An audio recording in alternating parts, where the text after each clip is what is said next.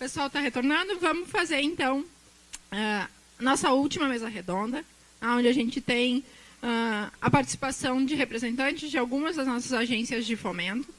A ideia é discutir como se vê essa questão de gênero e especificamente da maternidade dentro das agências de fomento, o que se tem conversado e o que se propõe dessas agências. Quem vai estar com a gente hoje é a doutora Adriana Tonini, que é diretora da área de engenharias do CNPq. A doutora Letícia Oliveira, que é diretora... qual é o direito o nome? Coordenadora de área da FAPERJ. O professor Gervásio de Grazia, que é o diretor técnico-científico da FAPERGS. A Cristina, do Serrapilheira, não conseguiu vir. Então, ela me mandou pelo WhatsApp um monte de mensagens para eu passar para vocês sobre quais são as iniciativas dela. A Adriana trouxe dados que ela gostaria de compartilhar, então a gente vai começar por ela, com a apresentação dela. Tá, já botou? Tá. E aí, então, rapidinho mostrar esses dados e aí a gente passa para a conversa. Tá? Adriana, muito obrigada. Obrigada, Fernanda, pelo convite, poder estar aqui nesse momento com nós mulheres, tem homem também, mas o evento é para as mulheres. Eu sou diretora do CNPq, mas não é só das engenharias, na verdade, é engenharia, ciências exatas, humanas e sociais, uma área bem grande, realmente, praticamente toda a universidade está dentro dessa diretoria. E que a gente, por ser uma área que nós temos também a humanas e sociais, nos permite fazer um diálogo envolvendo tanto as áreas de exatas das engenharias, com humanas e sociais junto. Então, a gente tem trabalhado muito nas três áreas, uma dando suporte à outra.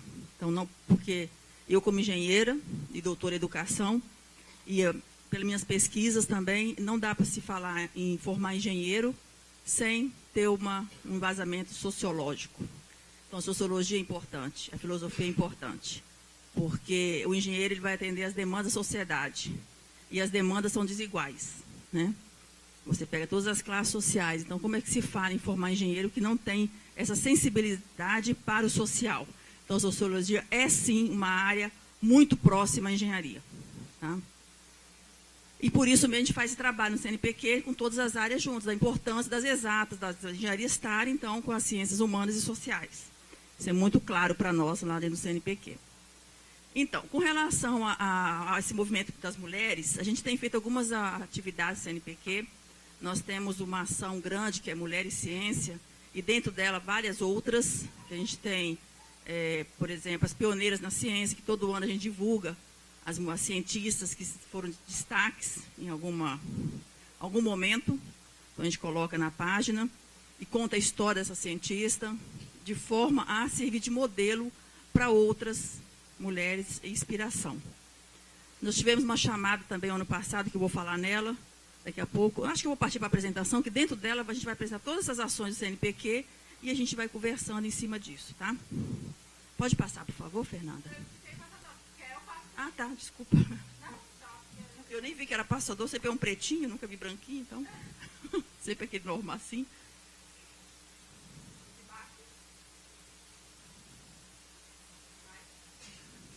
Aí. Participação das mulheres na pesquisa científica do Brasil.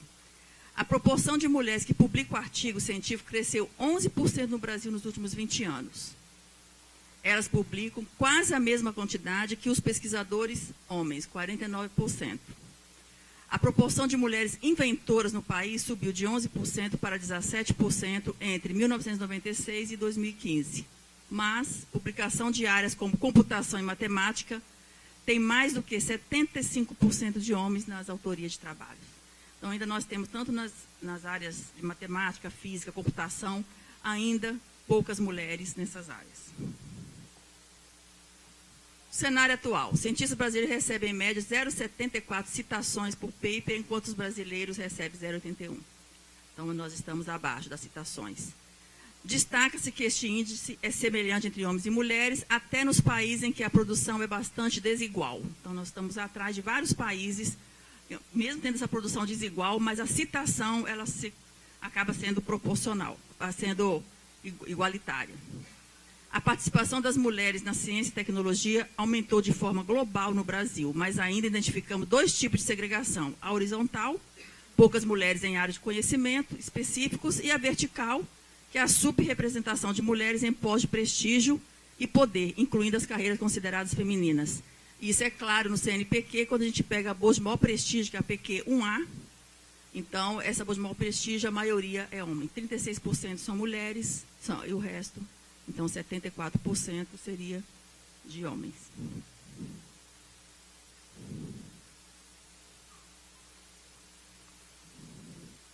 Então, isso aí é uma distribuição de bolsa no país do sexo feminino, colocando desde 2001, as barrinhas vermelhinhas, até 2017, como que está a segregação horizontal. Então, a gente pode ver que nas áreas duras de conhecimento, que são as exatas e da terra, engenharia e computação, as mulheres estão ainda bem abaixo do que nas outras áreas. Se a gente pegar, por exemplo, agrárias, já está praticamente paritário, biológicas, a superior, saúde também, superior, nas humanas, superior, nas sociais aplicadas também, e na letras, linguísticas e arte também nós estamos mais que 50%. Agora, nessas áreas de conhecimento, ali do meio, nós estamos muito abaixo, 20%, no máximo 25%, dependendo da área, até menos. Se pegar a matemática, por exemplo, as mulheres devem estar em 17%. Então, é por isso que a gente está tendo essa preocupação de como mudar essa realidade, que eu vou mostrar uma das ações que nós fizemos para tentar mudar esse percentual. Proporção de homens e mulheres nas estatísticas de ingressos, matrículas e concluintes nos cursos superiores de graduação no Brasil.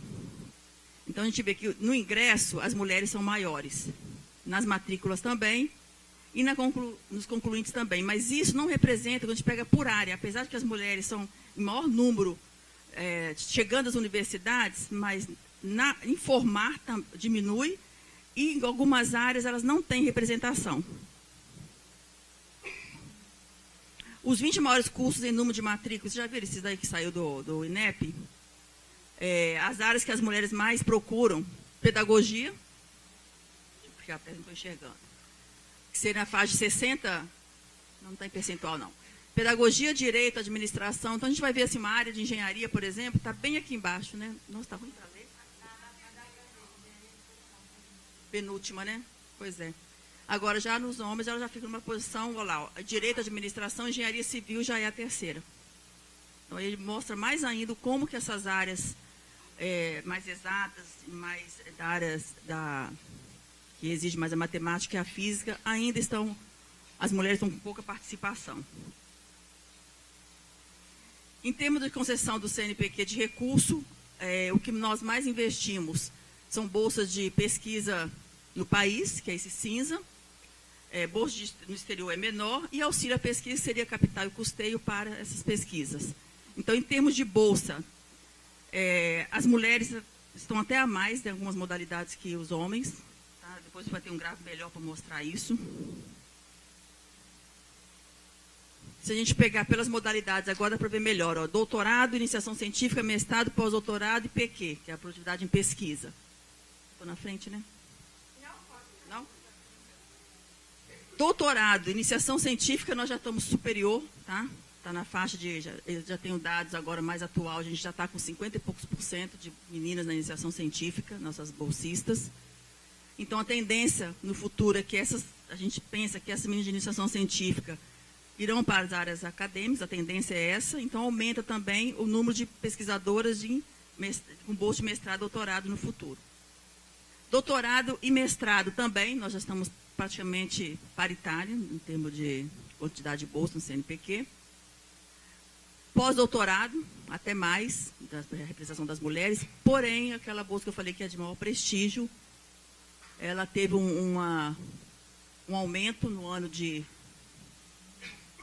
2009, mas aí tem um histórico, porque foi que veio um recurso a mais para mandar incentivar as mulheres e para o pós-doutorado, então é uma coisa atípica, não é tanto é que depois voltou a cair, quando acabou esse programa, e hoje, então, na faixa de 33% de representação feminina. E aí sim a segregação vertical. Em startups, piora mais ainda, porque do total de submissão, projetos submetidos por coordenadoras é mínimo, tá? Total de aprovações, muito menos ainda, que é o amarelinho, e coordenadoras de projetos de inovação praticamente não tem, que é esse menor, a barrinha menorzinha. Então, as startups do programa têm, em média, 4,1 sócios. Há de se considerar que nem sempre o coordenador do projeto é o sócio principal da empresa, startup, e as sócias das startups que não são coordenadoras de projeto, porque às vezes elas estão como fazer parte do projeto da startup, mas elas não estão no cargo de coordenação. Porque a gente lança todo ano essa chamada de 10 milhões, 12 milhões para apoiar startup. Então, a realidade feminina nessa chamada seria, então, esses dados. Aqui a distribuição das bolsas, né, tanto do sexo feminino quanto do sexo masculino, naquela de mestrado, doutorado. Nossa, ficou tão ruim a imagem, né?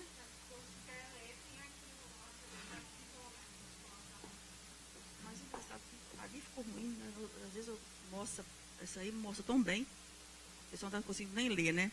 Então, a gente já consegue ver que, em termos de números, as bolsas nas modalidades, então, doutorado, mestrado, extensão científica e outras modalidades, que é pós-doutorado, por exemplo, as mulheres estão em maior quantitativo. Porém, a PQ, aquele caso que eu já falei, praticamente está a metade das bolsas.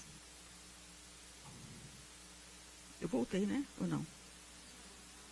Ah, tá. Distribuição da bolsa ano para o sexo feminino por categoria e nível. Ah, porque aí eu separei as bolsas PQs. As bolsas PQ, elas vão de 2 até 1A. É 1A, 1B, 1C, 1D e 2. A de maior prestígio é 1A, então, aquele percentual que nós coloquei naquela outra na faixa de 33%. E quando a gente separou aqui, a de 1A caiu mais ainda, porque lá estava considerada PQ só. Então, considerava todos esses níveis. Na hora que separa pelos níveis, a PQ1A, que é a mais prestigiada, em torno de 25% que é do sexo feminino.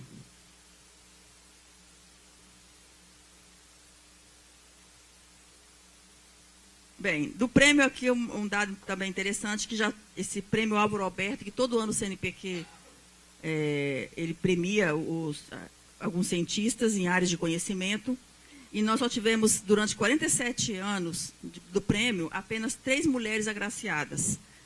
E todas das ciências humanas. Então, tem o prêmio para a área de engenharia, para a área de exatas, para a área de saúde. Então, as 3 que foram agraciadas são da Humanas, que é a Marisa Isaura Pereira de Queiroz, da Sociologia, em 1997, Maria Conceição de Almeida Tavares, da Economia, 2011, e a Magda Soares, da Educação, em 2015. Diante disso, quais são as dificuldades e obstáculos que a gente percebe dessa segregação, de todos esses números da realidade para o universo feminino? Contexto social segregador, inclusive na educação e na divisão do trabalho. Então, as mulheres já são colocadas para algumas atividades e os homens para outras atividades. E isso acontece, se a gente olhar, desde que praticamente nasce, né? Primeiro, na porta do hospital já está lá uma bonequinha rosa. Por que não pode ser verde? Não pode ser vermelha, porque tem que ser rosa. Porque tem que ser princesa. Então já começa por aí. Depois, quando assim, 3, 4 anos, os brinquedos é o quê? Sempre boneca. Porque não pode ser Lego, não pode ser quebra-cabeça. Então, isso dentro de casa. Quando vai para fora, pior ainda. Na própria casa, eu acho que é aí que começa mesmo a separação, que a menina tem que brincar de boneca, o menino com os outros brinquedos mais que trabalham cognitivo. Ontem, no evento que eu estava também aqui com umas meninas que coordenam os projetos que eu vou falar aqui, uma das coordenadoras apresentou um dado com crianças de 5 e 7 anos. Aí a professora lê um texto e não fala quem escreveu. Aí fala com as meninas.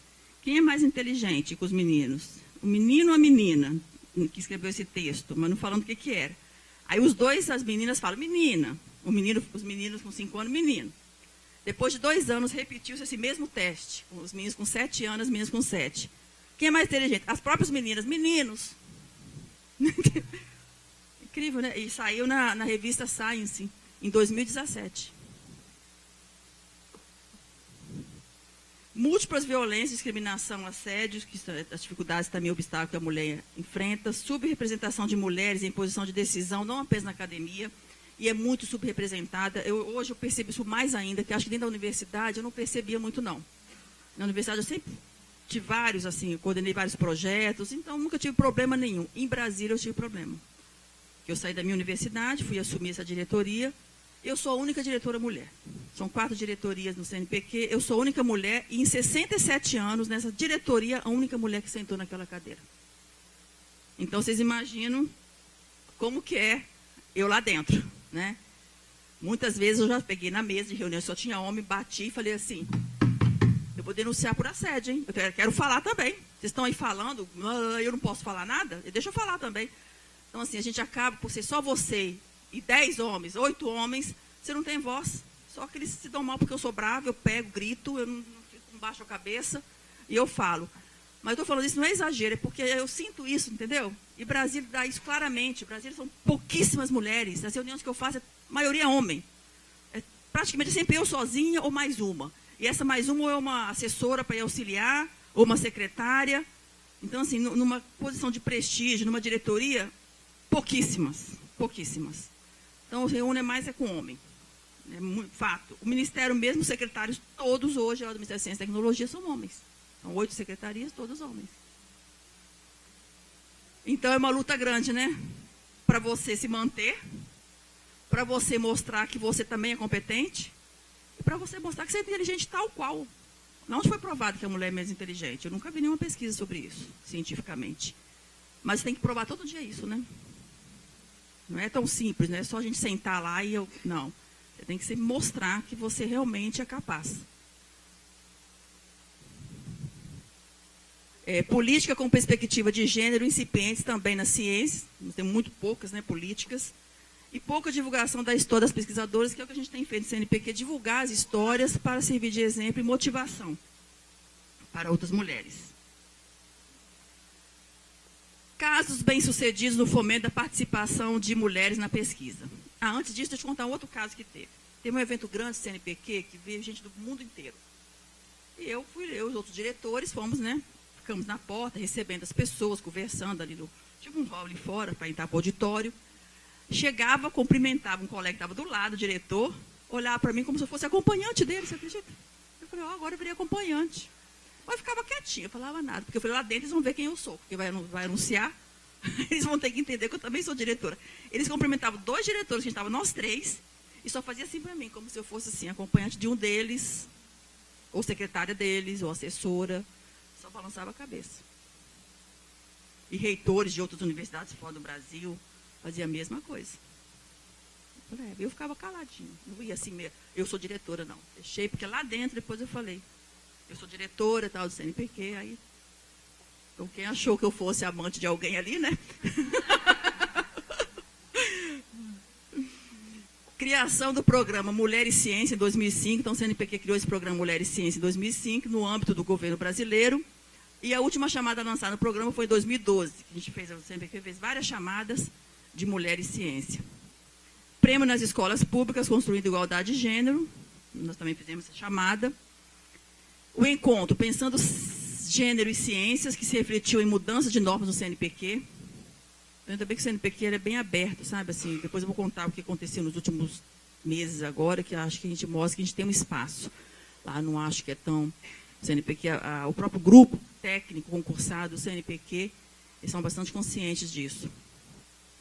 Chamadas focadas na atração de meninas e jovens para a área de STEM. E divulgação pioneiras da ciência, nós já fizemos 7 edições, que são jovens pesquisadoras e participação de pesquisadoras negras. Então, isso tudo foi ações que o CNPq tem feito, algumas continuam, outras já tiveram, já foi mudada para outra, mas a gente tem sempre procurado fazer alguma coisa que envolva a participação feminina. Então, o ano passado, essa aí que para mim é a menina dos olhos, porque fui eu que idealizei essa chamada, desde que eu cheguei no CNPq, que era proporcionar o interesse e o acesso de meninas do ensino médio e a permanência... Não, essa daí, na realidade, foi a de 2013. Permanência de graduados na área de ciências exatas, engenharia e computação. Nós recebemos 325 propostas selecionadas, tivemos 325 propostas selecionadas, de mais ou menos 550, em 2013. Porém, eu ainda não estava no CNPq nessa época, mas eu olhando os relatórios dessa... Eu falei assim, não atingiu ainda para mudar essa realidade das mulheres nessas áreas de conhecimento. Por que eu penso que não atingiu? Porque essa chamada foi para a menina de ensino médio. Então, você chegar para a menina que está com 16 anos, 15, 16, 17 anos, ou 16, 17, 18, e falar o seguinte, por que você não faz engenharia? Nossa, odeio matemática. Porque ela já vem do ensino fundamental, do 6º, 7º, 8º e 9º anos, não gostando de matemática. Não vai ser um projeto naquele ano que vai mudar o que ela já construiu. Ela já está com uma certa maturidade para definir já a área que ela quer. Um pouco. Não, eu quero fazer mais na área de humanas, não, eu quero ir para a área de saúde. Mas você fala engenharia, matemática, até arrepia. Física. Então, se você mudar a realidade da menina do ensino médio, é difícil. Muito difícil. Então, acabou que esse programa, ele pegou assim, meninas que já tinham definido que ia fazer engenharia, de forma que elas não mudassem para fazer engenharia, continuassem realmente nisso aí, e também trabalhava com as meninas da graduação para não desmotivar, porque acontece muita evasão no início dos cursos de engenharia também. E aí, no ano passado, nós fizemos essa chamada. Essa, sim, eu acho que daqui a um tempo vai ter um outro resultado.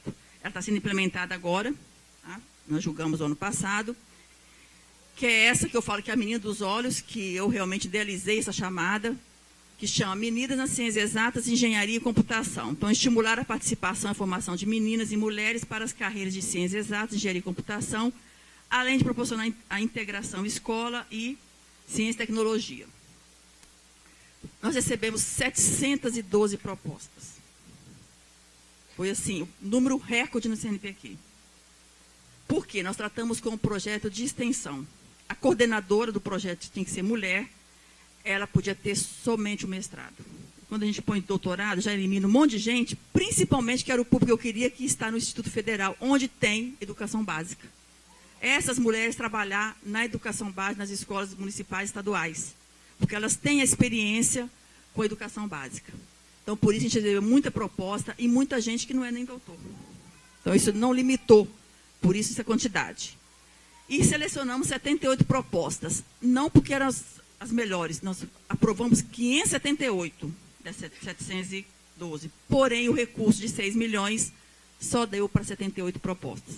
Nosso objetivo é que a gente está buscando, tentando buscar mais recursos, inclusive com o privado, fiz reunião com o Google, com Natura, ver se dá um recurso que a gente vai chamando as outras propostas que ficarem em prioridade 2. Então, esse é o nosso objetivo. Mas é um projeto fantástico, eu estou indo o Brasil todo acompanhar. Ontem eu reuni com os 9 projetos aqui do Sul, vieram aqui ontem na URGS para reunir, então tem de vários municípios, e elas apresentaram o que elas estão fazendo. E aí foi uma troca que a gente está fazendo esse movimento. Por que eu resolvi ir encontrar, marcar um local da região, os encontros, para que elas possam trocar o que uma está fazendo, o que a outra está fazendo, e ainda dá tempo, está começando agora, de ver uma ideia de uma colega e poder colocar no seu projeto. Então, está sendo muito bom. A gente discutiu mais de 3 horas, e elas ficaram muito assim, satisfeitas e acharam super gratificante de ter esse momento. Eu já fiz em Minas Gerais também, reuni com 9 coordenadores de projetos, e fiz a região centro-oeste toda também, que foram 14. Você coordena? Da Paraíba? Lá eu ainda não fui. Eu devo no Nordeste, porque eu faço o seguinte, quando eu vou dar uma palestra, igual fui convidada aqui, eu venho um dia antes e faço isso, que eu já aproveito para... Não é fantástico? Mas é apaixonante mesmo. E aí eu pensei assim, como criar um modelo que possa replicar, porque 78 projetos, nós vamos chegar em 350 escolas. Porque o projeto ele foi desenhado, se quem tiver curiosidade em ler, é a chamada 31/2018, está na pasta CNPq. Então, qual que é o bacana disso?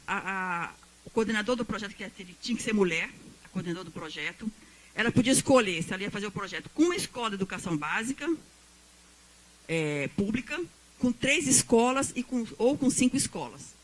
Claro que praticamente os 78 projetos foram com 5 escolas, poucos foram com 3 ou 1, acho que pouquíssimos. Então, a gente conseguiu fazer com 5 escolas públicas, e elas pegaram justamente periferia para dar oportunidade para essas meninas, que nunca teriam essa oportunidade de saber o que é engenharia. E eu coloquei na chamada a partir do 6º ano, que é antigo quinto ano. Por quê? Aí sim, somente de 10, 11 anos, você pode mostrar, através de atividades lúdicas, através de vários experimentos, que o objetivo é ir nas escolas, levar um kit de química, levar um kit de Arduino, levar um kit de robótica, levar um Lego, e colocar essas meninas para mexer e fazer. E ela achar, eu posso fazer isso, por que eu não posso? Né? Ela está com 11, 12, ainda se constrói, dá ainda tempo dela se empolgar com algumas reações químicas. Vou fazer química. E aí a gente envolveu também os professores das escolas, porque o projeto tem o coordenador na universidade, a coordenadora, uma coordenadora, né, em cada escola, tudo com bolsa, tá? Menos da universidade não, porque já é dentro das atividades de DE. Então, a coordenadora da escola, que é a professora de matemática, física, química, tinha que ser das áreas dessas, ou informática, da educação, do ensino fundamental e médio. Ela também recebe bolsa. Iniciação científica na universidade, para cada... Também distribuímos, se for 5 escolas, 3 iniciação científica, bolsistas da universidade, das áreas de engenharia, ou dessas áreas de conhecimento, matemática, física, química. E também colocamos as meninas das escolas como bolsistas de iniciação científica júnior. Então, para cada escola, 3 meninas. Então, se você tem 5 escolas, você vai trabalhar com 15 meninas bolsistas na escola. Então, ficou muito bacana. Você está com 5 escolas? Não é muito legal? Vai mudar, não vai, a realidade?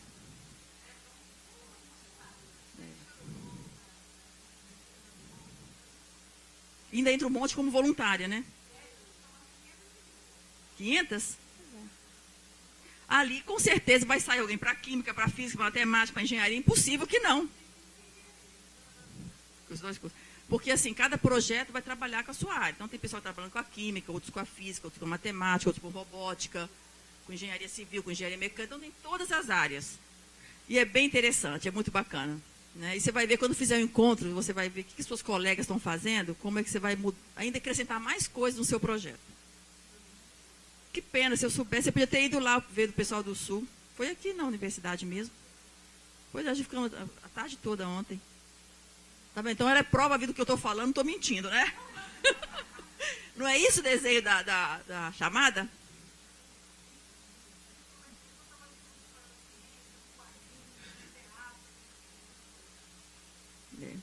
E a gente tem, assim, claro que em alguns lugares a gente encontra resistência. Não, mas trabalhar com educação básica, porque as pessoas acham assim, que CNPq é só o super mega cientista. Claro que tem, os nossos maiores cientistas estão no CNPq.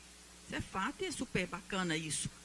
Mas por que não trabalhar com educação básica? Por favor. E as nossas PQs que são das licenciaturas? A primeira coisa que eu pergunto, bem, a engenharia mecânica, por exemplo, onde que é o laboratório dela? Não é o chão da fábrica? Onde que é o laboratório de um licenciado? Para mim é o chão da escola.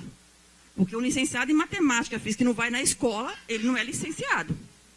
Então tem que ir na escola. Então por que não fazer projeto com educação básica? Super viável, super realmente o que deve fazer. E aí o que aconteceu? Mudou o governo, que só fala em educação básica, né? Bem ou mal, mas estão voltados muito para a educação básica. As chamadas meninas, que eu já falei. Esses aí que são as pioneiras na ciência, que a gente coloca na página. A gente também fizemos uns banners, a gente leva para alguns lugares para poder divulgar. Então, tem feito esse movimento, levando esses banners. Nós estamos mandando agora para o Pará, que uma pesquisadora pediu para levar. Então, assim, estão com várias frentes no Brasil e mostrando, então, o que as mulheres, onde elas podem chegar e elas podem estar onde elas quiserem, né? Então, nós já tivemos 7 edições, homenageando 89 pesquisadoras por meio do reconhecimento, divulgando histórias de forma de fazer o quê? Que elas contribuam para criar modelos para as outras mulheres. Inclusive, tem um grupo lá de ontem, que uma das atividades é as meninas buscarem cientistas. Então, já vão entrar ali para poder colocar as meninas para ler e conhecer. Também achei bacana. Então, são algumas mulheres que ganharam a edição que a gente colocou do ano passado. Outras ações do CNPq. Em 2010, nós aprovamos a prorrogação de bolsas, em caso de parto e adoção, de mestrado e doutorado desde 2010, então você prorroga por 4 meses. E pós-doutorado e produtividade em pesquisa, a partir de 2012, a gente prorroga por 1 ano. Também foi uma grande conquista. E essa maior conquista que foi esse ano, que eu recebi ano passado, lá me procuraram, onde essa diretoria onde eu estou, trouxeram essa... Você estava, Fernanda? Foi a outra Fernanda, né? Eu falei, Fernanda, mas não foi essa que eu conversei, não, quando eu te vi. É a Fernanda Werneck me procurou e colocou essa questão de que seria importante colocar a data de nascimento dos filhos no currículo Lattes. Me sensibilizou, concordei plenamente com ela. Fizemos uma nota DEX, que é uma nota para a diretoria executiva, que tudo tem que ser aprovado dentro do CNPq na diretoria executiva, que é o presidente do CNPq e os 4 diretores. Levei a nota DEX, apesar de só eu, mulher, conseguir aprovar, por unanimidade. Então, foi muito bom. Então, a partir de março, que foi aprovado em março, se vocês forem no Lattes, ainda não está, porque tudo que envolve TI não é simples, né? Chegar lá, apertar um botão e incluir. Então, está num processo, a gente já desenhou o que tem que colocar, porque não é só colocar a data, nós temos que pensar a data de adoção.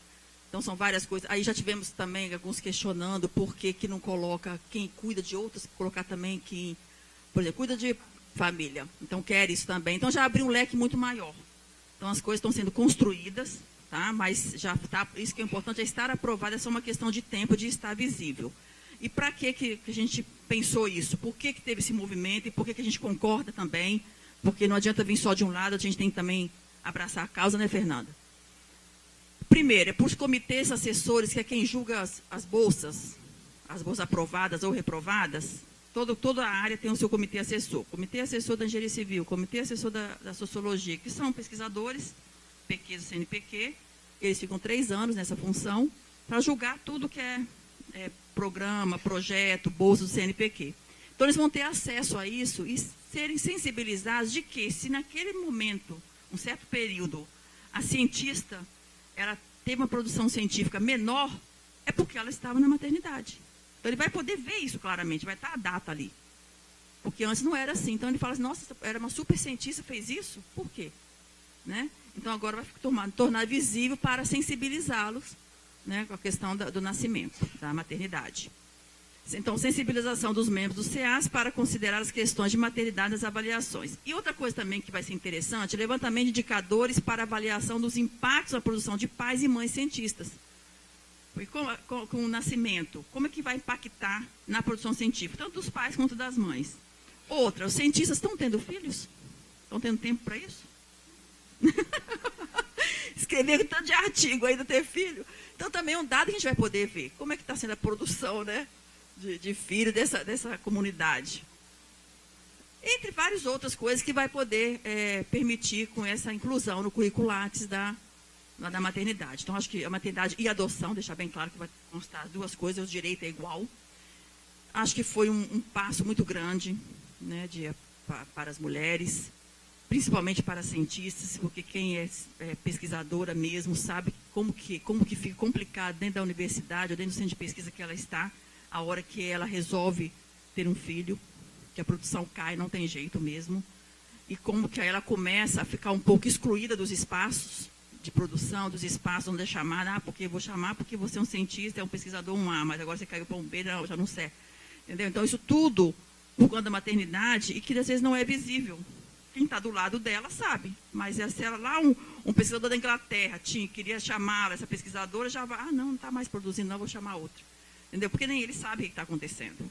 Agora não, estando visível, vai saber por que naquele período a mulher teve essa diminuição da produção científica, que não é nada demais, depois volta a produzir, é só um período. Mas que ela merece ter todo o olhar e o cuidado, como se ela estivesse produzindo sim. Né? Então, acho que é isso, Fernanda, eu queria falar. Agradeço por vocês me ouvirem. Estou à disposição, se quiserem conversar mais alguma coisa. Tá? Obrigada.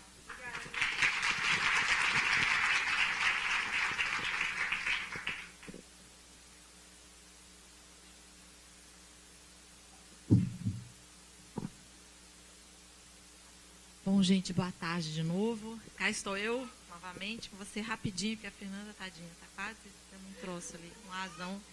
Então, olha só, dessa vez eu vou falar representando a FAPERJ, né? Eu sou professora da UF, como vocês sabem, mas eu é um cargo temporário, coordenadora da área de ciências biológicas na FAPERJ. É uma espécie de assessoria científica, tá? Então, uma das nossas funções lá é justamente construir editais, avaliar projetos, pedidos de bolsa de iniciação científica, uma série de questões.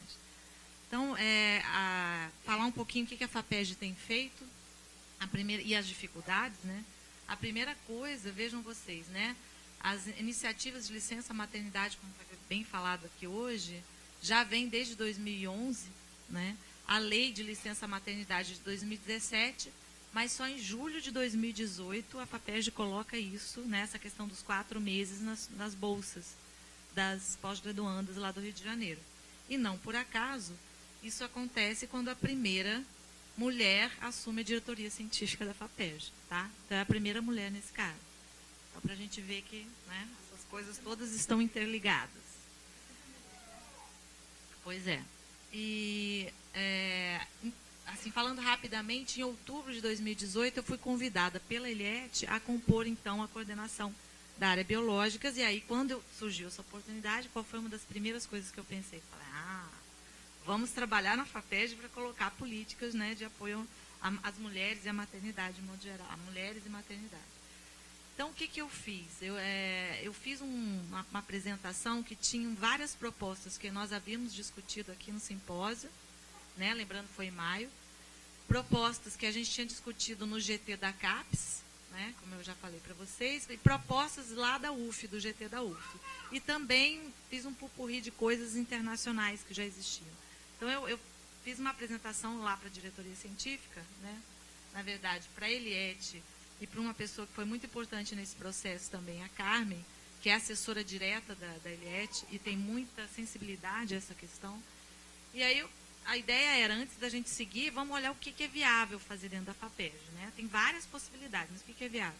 De tudo que eu apresentei, elas acharam, vou pontuar assim as coisas mais importantes, elas acharam que uma coisa era alterar editais já existentes, ou seja, se fosse sem custo, era mais fácil de implementar, óbvio, porque como vocês acompanham, né, as FAPs estão com muitos problemas financeiros, então elas acharam, bom, se for mudança na avaliação do currículo, em prazo, é um pouco mais fácil de implementar, mas elas gostaram, especialmente do Menina nas Exatas, Rio de Janeiro, que é uma versão do Menina nas Exatas do CNPq, uma mescla com o Elas nas Exatas. A gente fez um edital mesclado. E elas gostaram, embora eu tenha sentido um pouco mais de resistência, na ideia da criação de uma bolsa de pós-doutorado de apoio à maternidade, como eu tinha falado para vocês antes, tá? O que nós conseguimos, e vocês vão saber disso em primeira mão. Então primeiro deixa eu dizer, os 2 editais mais importantes que nós temos na FAPESD é esse edital Cientista do Nosso Estado, tá? Que está saindo agora. Era para ter saído ontem, mas deve estar saindo semana que vem. E o edital Jovem Cientista do Nosso Estado, que é para quem tem até 10 anos de doutoramento. Por que eles são tão importantes para nós? São bolsas de pesquisa, então a rubrica é bolsa. Tá? Valores, eu esqueci de colocar aqui os valores. É considerado um título acadêmico, então a pessoa se apresenta como jovem cientista do nosso... Para quem não é do Rio de Janeiro, a pessoa se apresenta como jovem cientista do nosso estado ou como cientista. E isso é um título, né, que inclusive conta para conseguir outros financiamentos. Tem flexibilidade de gasto, porque é no formato de bolsa, então é muito mais fácil de gastar, você pode mudar de ideia, né? É excelente esse tipo de financiamento. É menos provável de não ser pago, porque justamente bolsa é a última coisa que a FAPESD deixa de pagar. Então a gente está com esse problema, como vocês devem estar acompanhando. A gente ganha, mas não leva, né? E é avaliado, e é tão importante que ele é avaliado por um comitê de pesquisadores de fora do estado. Então, a FAPESD chama pesquisadores expoentes do Brasil todo, de fora do Rio de Janeiro, passam lá uma semana avaliando o projeto. Então, assim, são os projetos, sem dúvida, os editais mais importantes da FAPESD. Nós conseguimos, é isso que eu ia mostrar para vocês em primeira mão. Isso aqui é só para dizer que o grupo lá da área de biológicas, então, trabalhou esses editais. Nós fizemos propostas de alteração, né, com a exceção, e nós conseguimos aprovar no cientista do nosso estado.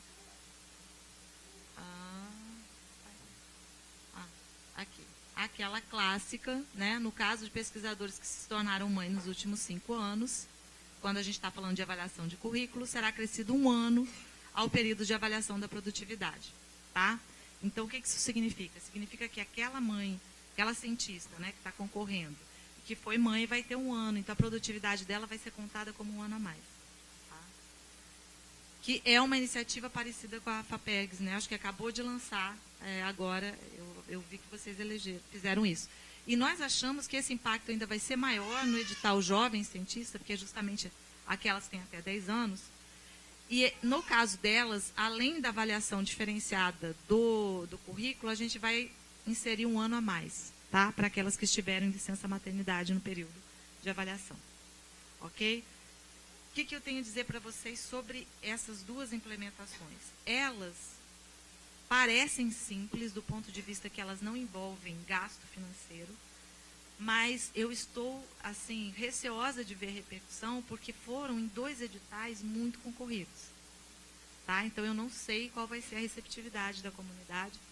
Em relação, eu já comentei aqui, né, do edital da UF, de PIBIC, vejam, é um edital para iniciação científica, então ele é mais simples do que esses 2. E a gente já teve um pouco de resistência, embora tenha tido também muita aprovação, né? Então, eu queria só fechar dizendo para vocês que a gente é um grande avanço, né? Tem um pioneirismo da FAPEG, aí agora com a FAPEGS junto, né?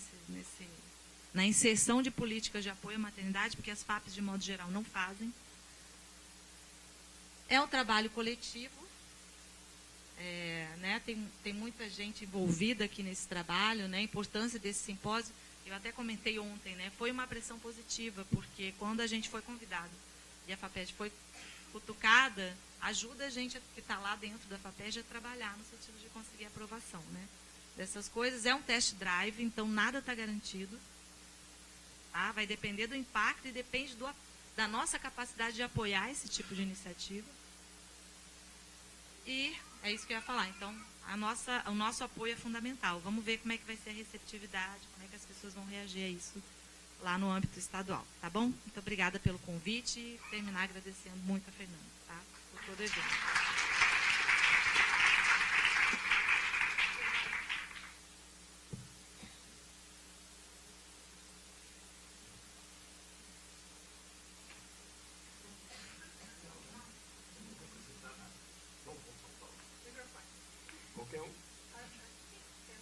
Alô?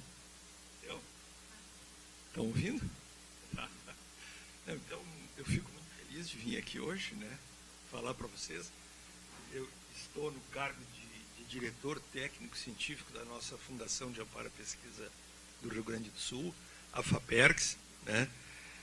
Os outros diretores é o professor Odir, que é o diretor-presidente. E eu confesso para vocês, graças a Deus, eu sou tão feliz, nós temos uma diretora administrativa que praticamente toca a FAPERGS, talvez melhor que eu e o Odir. Não estou puxando o saco de vocês aqui, mas a nossa diretora científica, administrativa e financeira, que é a Patrícia Zega, ela nos leva ali certinho, todos aqueles funcionários, e ela é uma pessoa que luta muito pela causa da mulher. Como eu também luto, né? Porque eu sou um professor, assim, trabalho, né? com turbulência atmosférica, com vento, sou físico, né? E ao longo das minhas orientações, dos meus alunos, por exemplo, as minhas alunas sempre foram pessoas de muito destaque.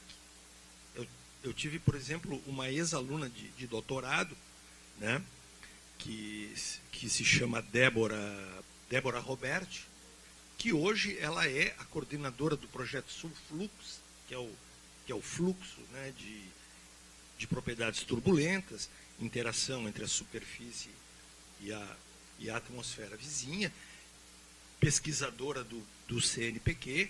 Eu tive uma outra grande aluna que trabalhou na Itália, trabalhou em vários lugares da Europa e voltou agora, é professora na Federal de Santa Maria, em Cachoeira, né?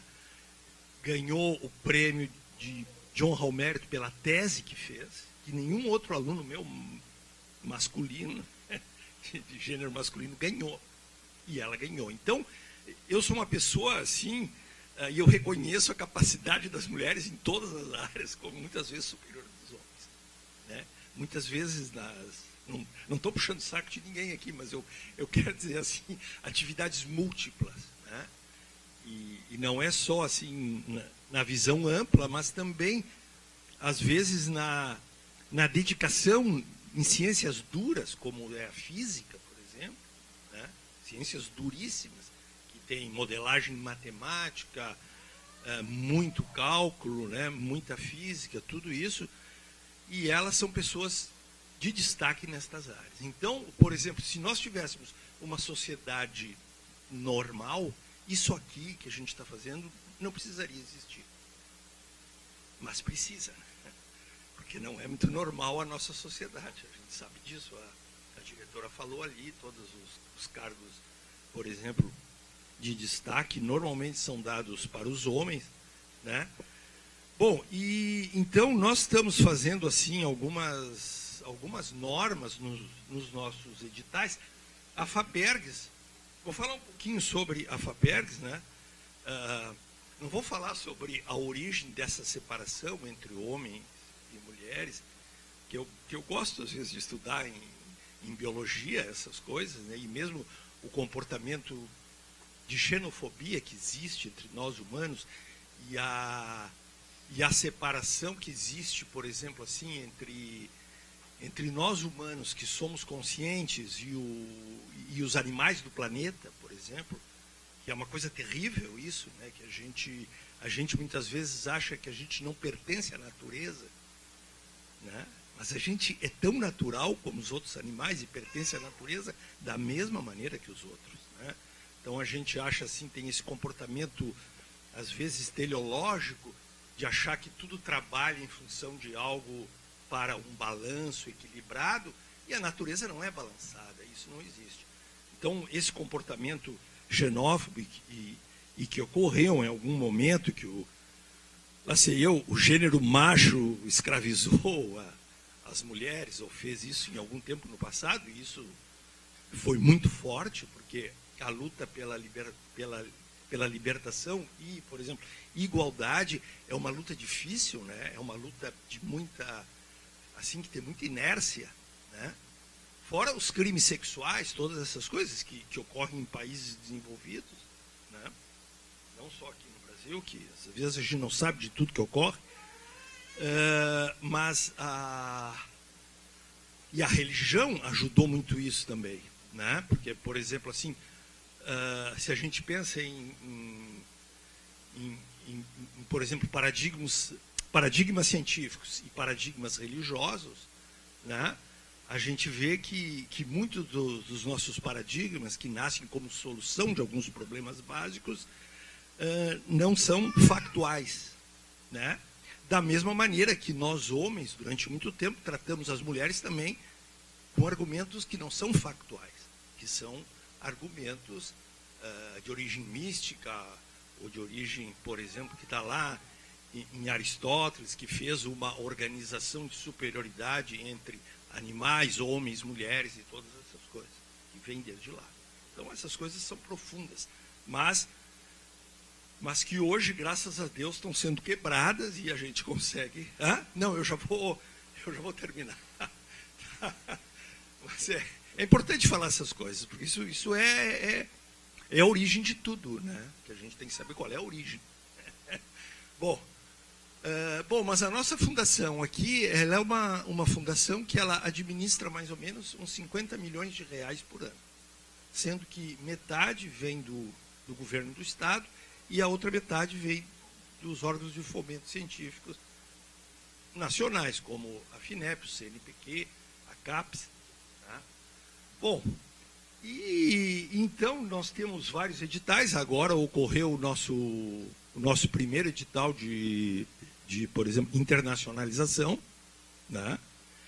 Em que eu estive vendo agora na avaliação. Eu acho que a maioria dos pesquisadores que ganharam foram mulheres. E eu, como trabalho ali com problemas nos projetos, e me chegam assim projetos que eu tenho que fazer julgamento e esse tipo de coisa, assim, por exemplo, permitir que haja um atraso na compra de materiais que são usados na pesquisa, esse tipo de coisa. E eu digo para vocês que 60%, 70% da coordenação são mulheres que coordenam os projetos de pesquisa atualmente. Então, pelo menos aqui no Rio Grande do Sul, na nossa fundação, eu acredito que as mulheres são as que mais pesquisam atualmente. Ou estão ali muito próximas com os homens. Bom, então agora nós fizemos uma modificação no nosso esse aqui no nosso projeto Pesquisador Gaúcho, né? Em que falou a senhora da FAPERJ, como é o nome? A Letícia. E nós também estendemos o prazo de 1 ano a mais, tá? Quando for provado que a pesquisadora teve a licença maternidade, né? E se tiver mais um filho, mais 1 ano também, tá? Então, a gente sempre considera mais 1 ano quando é avaliado o currículo Lattes da pesquisadora, né? Então, eu acho assim que a gente até podia pensar fazer um edital só para mulheres. Podia, né? Às vezes, alguma coisa. Podia. Uma vez a fundação podia fazer. Porque, por exemplo, nós vamos fazer agora um edital só para os institutos federais. Eles vão entrar com uma parte e a FAPERGS entra com outra. Então, num futuro próximo, a gente pode fazer um edital para pesquisadoras mulheres. Isso poderia, por exemplo, partir de vocês também. Não sei aqui quem é que está organizando aqui. Quem é que está organizando aqui? Tu, Fernanda. E tu és da onde? Ninguém se apresentou direito para mim. Eu não sei, eu cheguei aqui e nem paraquedista. Tá. E tu é professora de que área? Tá. Então, vocês podiam fazer uma solicitação lá para o CTA da nossa fundação para pedir um edital para as mulheres pesquisadoras do Rio Grande do Sul. Né? Seria... Sim. Nós pensamos nisso também, lá na FAPERJ, até a gente pensou num prêmio que viesse acoplado com um pé de meia razoável. Então, acho que é uma boa ideia, excelente ideia. Por exemplo, quer ver? Nós temos, ainda está em tempo, porque nós temos todos os anos o prêmio FAPERGS, de pesquisador de destaque. Né? Esse ano nós vamos dar para 9 áreas. E é um prêmio, por exemplo, importante, né? Um prêmio assim, que não pode ser banalizado. E então, ainda, e quem organiza esse prêmio, eu trabalho muito também para conseguir o dinheiro para a festa, para o almoço, a diretora Patrícia também trabalha muito, a janta, desculpe, né? Que é muito bonito. Ainda está em tempo da gente fazer isso. Eu posso levar lá para o CTA, falar com a Márcia e formar mais uma categoria, a 10ª, que é a pesquisadora mulher. Seria muito bonito. Né? Eu vou falar com meus colegas lá, e com a Márcia, e ver, e a gente discute. Aí depois eu te comunico. Tá? Tá, não tem problema. Tá? Então tá, querida. Era isso que eu vim falar aqui para vocês e dizer que a nossa fundação tá das ordens ali, tá? É ali na Borges de Medeiros, 261, segundo andar, ali pertinho do Mercado Público. Tá bom? Obrigado. Gervásio, Letícia, Adriana, vou pedir para vocês, para a gente abrir para perguntas. Antes disso, como eu disse, o Serrapilheira viria. Tá? A Cristina me mandou uma série de mensagens pelo WhatsApp. Tá? Primeiro pedindo desculpa, ela não conseguiu, ela já estava com passagem, hospedagem, tudo, mas trocaram a data, então eles acabaram de liberar os 12 candidatos que ganharam o seu R$1 milhão de financiamento, né? Então ela teve que ficar no Rio por causa da conferência. Não sei quem foram, eu não abri o resultado. Tá? A Zela escreveu aqui que gostaria que comunicasse, tá, que o Serrapilheira criou um comitê de políticas de diversidade. Então, a partir desse ano, eles vão ter um comitê dedicado para isso. Né? E eles já vinham com algumas iniciativas que a gente sempre fala. Né? Então, nos seus editais de financiamento, eles estenderam o prazo de mínimo de doutorado, né? Máximo de doutorado, perdão, de 1 ou 2 anos, nos seus 2 editais de financiamento. Além disso, para os grantees, para as mulheres que ganharam no edital passado, eles deram um apoio extra de R$10 mil para quem estava em licença, né, durante o período do grant. Apoiar eventos científicos relacionados, como nós, ano passado, o Serrapilheira foi quem patrocinou todo o evento do ano passado. E deixa a mensagem que, para eles, uma ciência diversificada é uma ciência melhor. Tá? Então, algumas ações deles. E abertos para perguntas. Eu tenho uma pergunta já, antes. Para Adriana. Nos teus slides ali em relação à maternidade no Lattes, estava sensibilizar os avaliadores da CEAS, né, as CEAS nas avaliações. Vai existir uma regra específica dizendo, vai ter extensão de análise de período dentro para os editais do CNPq, porque sensibilizar é algo que, né, não é quantificável, né? Então, porque na realidade o CNPq, qual que é o papel dele? Ele vai deixar visível no Lattes, mas dentro de cada CA de comitê de assessoramento, eles fazem os critérios. Então, nos critérios eles têm que colocar. Tanto é que agora a engenharia elétrica já queria, como ainda não saiu no Lattes, foi aprovada a diretoria ontem, até esqueci de falar, na diretoria executiva não estava lá, mas a minha substituta foi, já me ligou e falou, que a elétrica pediu para que os projetos desse ano para as bolsas especiais, já as mulheres colocassem a data de nascimento, porque como não está no Lattes, mas eles já colocaram critérios.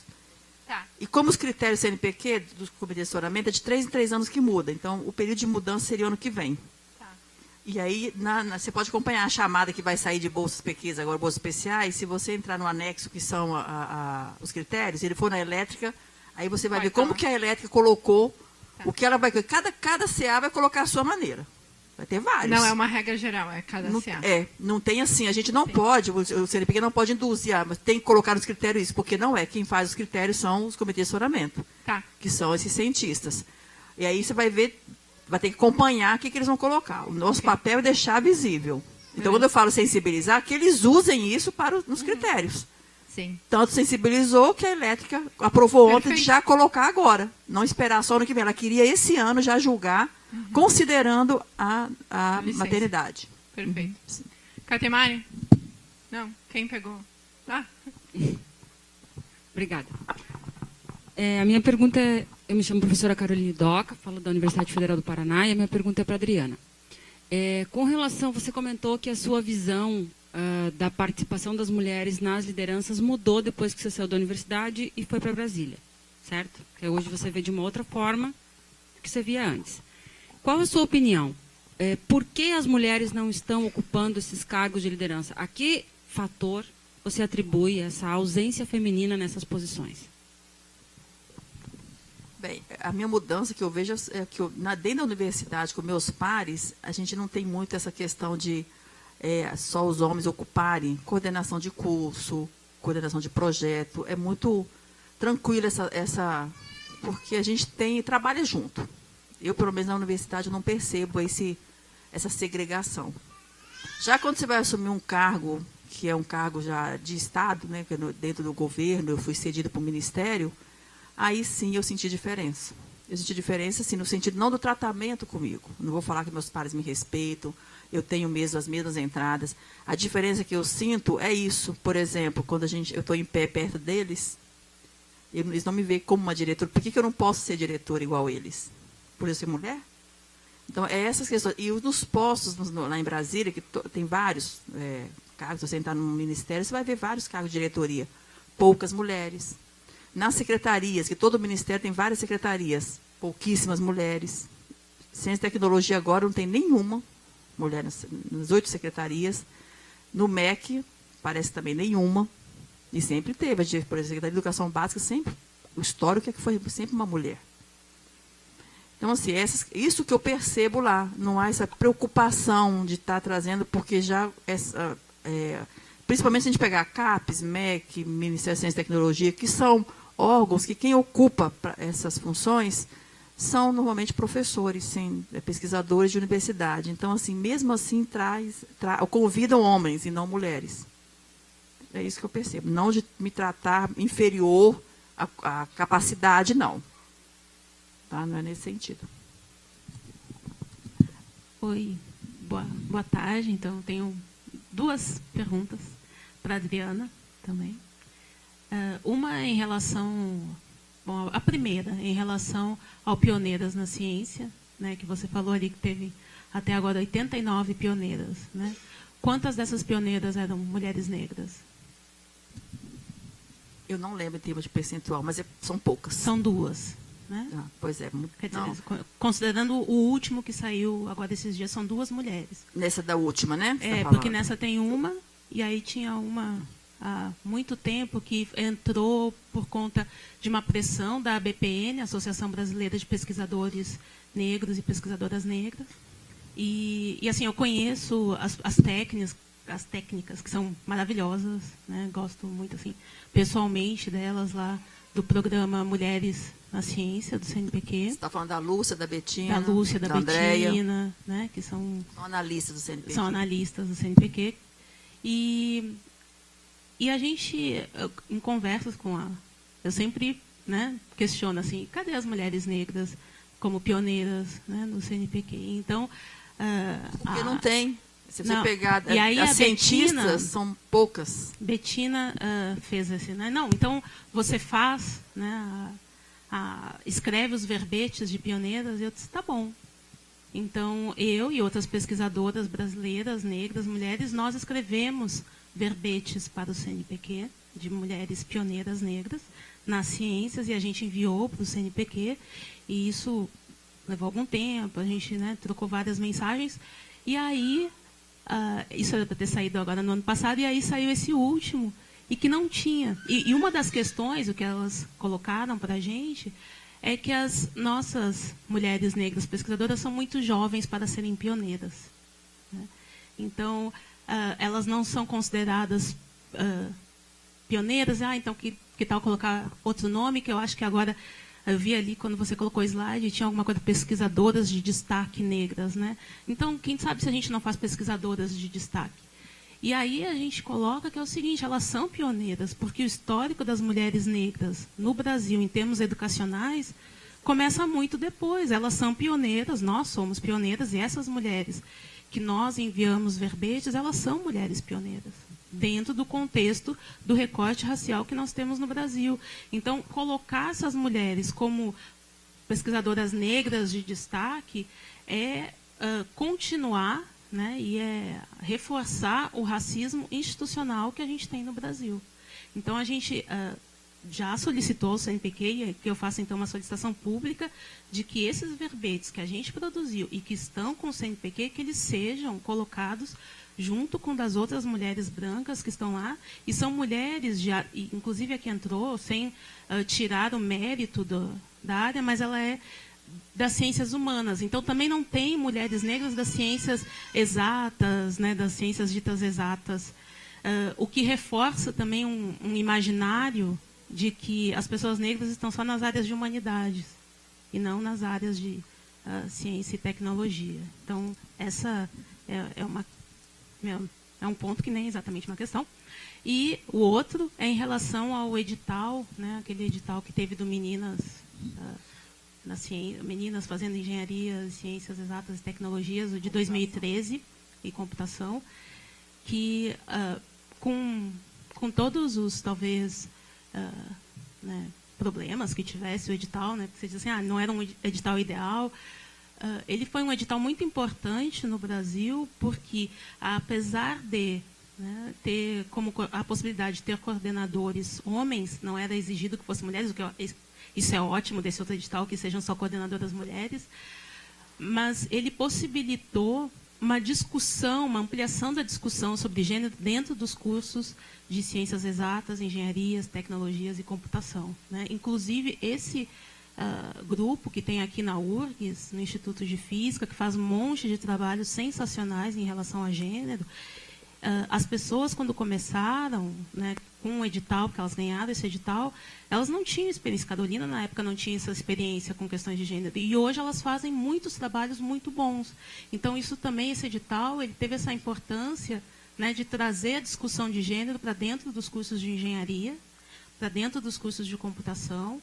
E eu concordo com você que é importante a gente trabalhar com a educação básica. O CNPq faz também alguns outros projetos nesse sentido. Teve aquele projeto que foi uma colaboração com a TIM, que foi para, junto com crianças, né? Trabalho com ciência, que foi em comemoração do Ano Internacional da Luz. Então, aquilo eram crianças, idade de 5 anos, eram 2 faixas etárias, mas eram crianças trabalhando com ciência. Então, existem também outras ações que o CNPq promove para a gente levar ciência e tecnologia para atrair uma população que está na educação básica e, nesse caso, inclusive na educação infantil. Esse edital que tem agora, eu entendo perfeitamente todos os cortes e a pouca grana que tinha, principalmente comparado àquele primeiro edital. Eu acho que foi assim um grande avanço a gente ter conseguido que esse edital tenha saído. Então, assim, parabéns para o CNPq por ter também acreditado na importância da gente tratar as questões de gênero nesse sentido, em termos de políticas públicas, de ter um edital que vá financiar focado nisso, porque isso é política pública para questões de gênero nas ciências.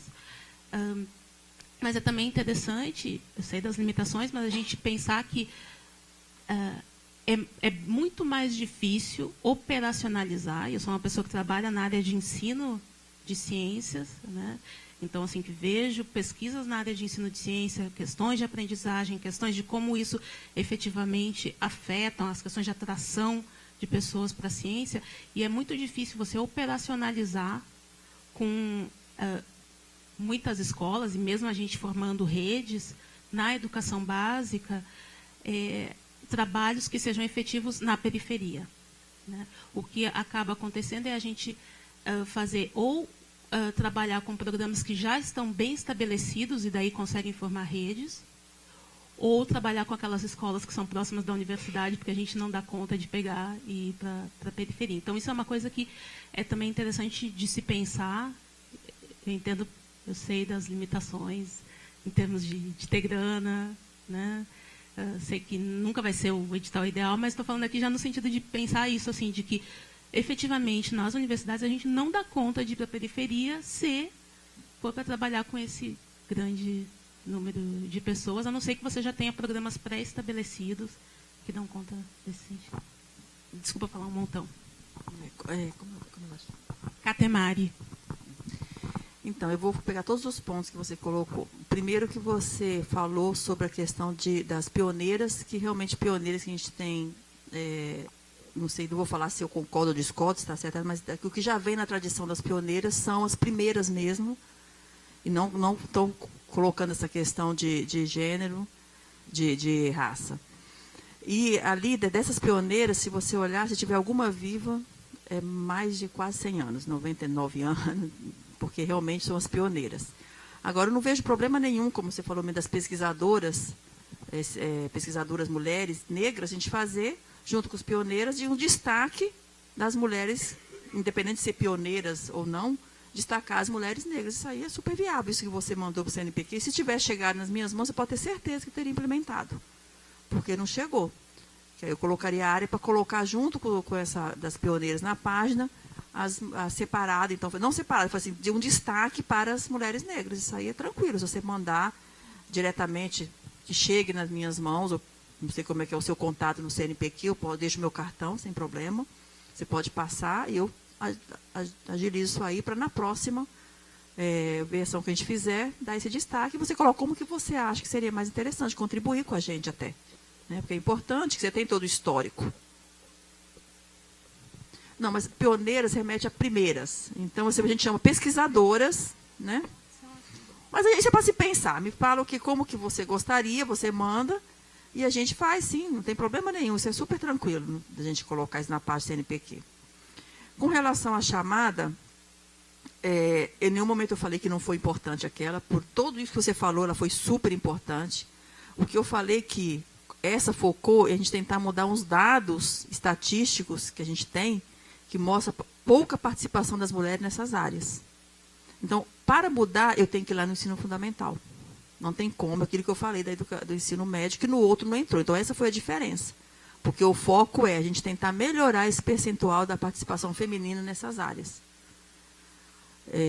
Mas concordo com você que toda chamada que envolva mulheres, meninas, abre o diálogo para gênero, abre várias perspectivas, várias oportunidades. Então, tem que ter, sim. Então, todos eu valorizo, do mesmo como valorizei muito em 2013, a gente só apenas tentou fazer de uma outra forma de atingir.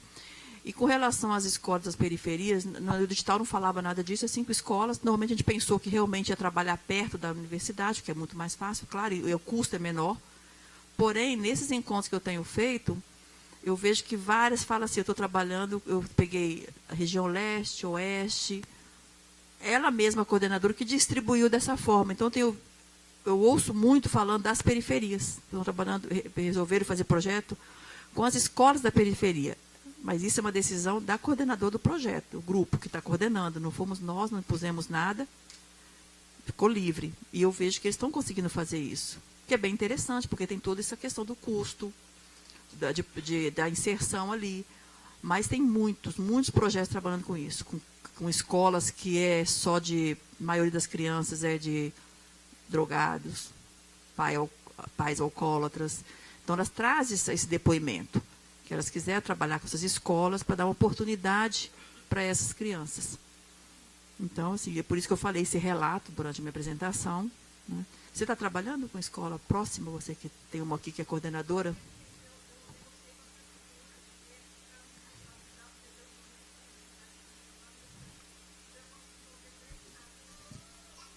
Teve muito isso também, entendeu? Muitas, assim, fizeram convênio foram procurar as secretarias, e as secretarias que selecionaram, inclusive, as escolas, que elas achavam que tinham que ter uma oportunidade de fazer algum trabalho, e ajudaram para esse deslocamento, igual ela está falando, vários. É uma parceria, né? Isso é importante. Quem procurou as secretarias, eu vi que teve muito mais acesso às escolas e poder ir nas áreas mais carentes também.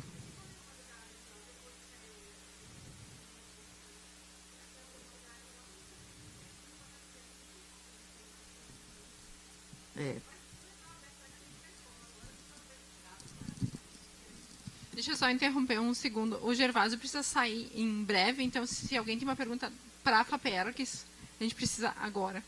Tá? Fala. Não, então, vou fazer a primeira pergunta para o Gervásio, tem uma para o Gervásio e outra para a Adriana. A primeira, né, tu disseste, então, que, enfim, que se teria quase que uma paridade, né, nesses resultados digitais entre homens e mulheres. Queria saber se existem esses dados catalogados pela FAPERGS. Quando eu ouvi a tua fala, eu disse, não, deixa eu abrir o último edital, né, foi abrir o último edital de internacionalização, verifiquei rapidamente ali que foram 21 mulheres de 48 na faixa A, que é a faixa, né, dá mais dinheiro, 11 de 31 na faixa B, né. Então, só por curiosidade, queria saber se vocês têm, né, nesse edital não se comprovaria isso, mas se existem esses dados catalogados. Posso aproveitar e já fazer a pergunta? Ele responde, depois eu faço para a Adriana. Tá. Sim, temos sim. Temos os dados estatísticos. O professor Odir adora, né, fazer as coisas estatísticas, ele tem tudo feitinho. Mas quantos foram? Na faixa A, 21 mulheres de 48, que é a faixa, né, com maior valor, e 11 de 31 na faixa B, nesse último edital de Então, 30 e internacionalização. poucas, né? Foram 70. 30%. Eu sou do direito, então... Foram 70 projetos, foram 70 projetos aprovados, né? Porque teve uma demanda, foram 350 pesquisadores que pediram e 70 foram aprovados, assim, porque a gente não tem muito recurso. Né? Então é mais ou menos, não é muito difícil. Não, menos, e na verdade reflete um pouco todos esses dados que a gente estava colocando, né? Então a faixa menos? que dá maior valor, né? Então tem menos mulheres do que a faixa que dá menor valor, que tem, né? 21 de 48 na faixa A e 11 de 31 na faixa B, que é a faixa que dá menos dinheiro.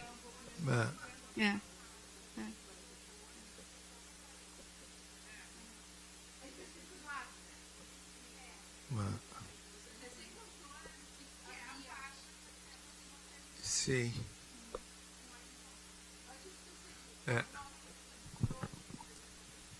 O Gervásio.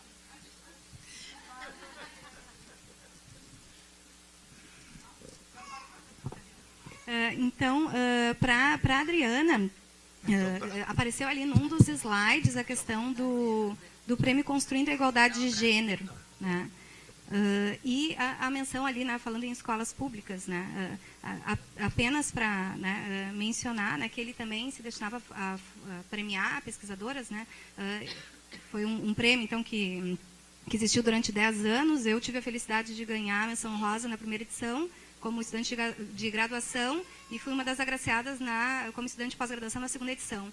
Foi o que me possibilitou fazer o doutorado, né, na Universidade Federal de Santa Catarina. Eu sou daqui, né, de Porto Alegre, então fazer em outro estado, e eu sou da área do direito e fiz graduação em direito num tempo em que esses temas sobre gênero e sexualidade, eu trabalho nessa área e pesquiso nessa área hoje, não eram tão falados e nem tão bem vistos, embora ainda sejam bastante marginais quanto são hoje. E foi algo que, na minha trajetória, foi fundamental para que eu, de fato, investisse nisso, que era tão, né, e que eu recebia tantas, risadinhas, e cheguei a ouvir no meu primeiro salão de iniciação científica da URGS, eu ouvi de um professor aqui do direito que não existiam direitos das mulheres, que haviam apenas direitos humanos, quando eu estava falando de direitos sexuais e reprodutivos, né? Então foi um grande incentivador. Lamento muito, né? Não, um grande incentivador o prêmio. Ele também, né? Pensando nas trajetórias todas que foram relatadas aqui, isso também nos ajuda bastante. Mas queria te perguntar especificamente sobre o prêmio, né? Claro, a gente sabe como a outra professora já falou sobre as dificuldades financeiras, mas o porquê da descontinuidade desse prêmio. Depois, inclusive, participei, né, como interlocutora de uma pesquisa que fez a avaliação desses 10 anos do prêmio, né, na Universidade Federal de Santa Catarina. Foi coordenada pela professora Miriam Grossi, que foi minha orientadora de doutorado.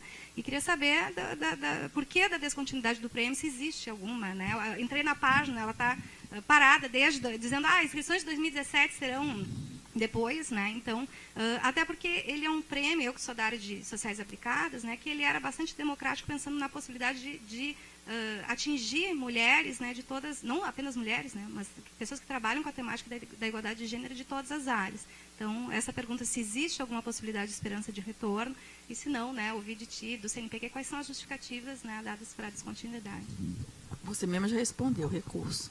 Não, sim, mas porque da escolha, né? Mas esse prêmio, ele era uma parceria com a SPM, que é a Secretaria Nacional de Política para as Mulheres. E logo que eu entrei, a secretária me procurou para a gente conversar, e ela falou, eu não tenho recurso para fazer o prêmio, mas eu gostaria de a gente pensar alguma ação.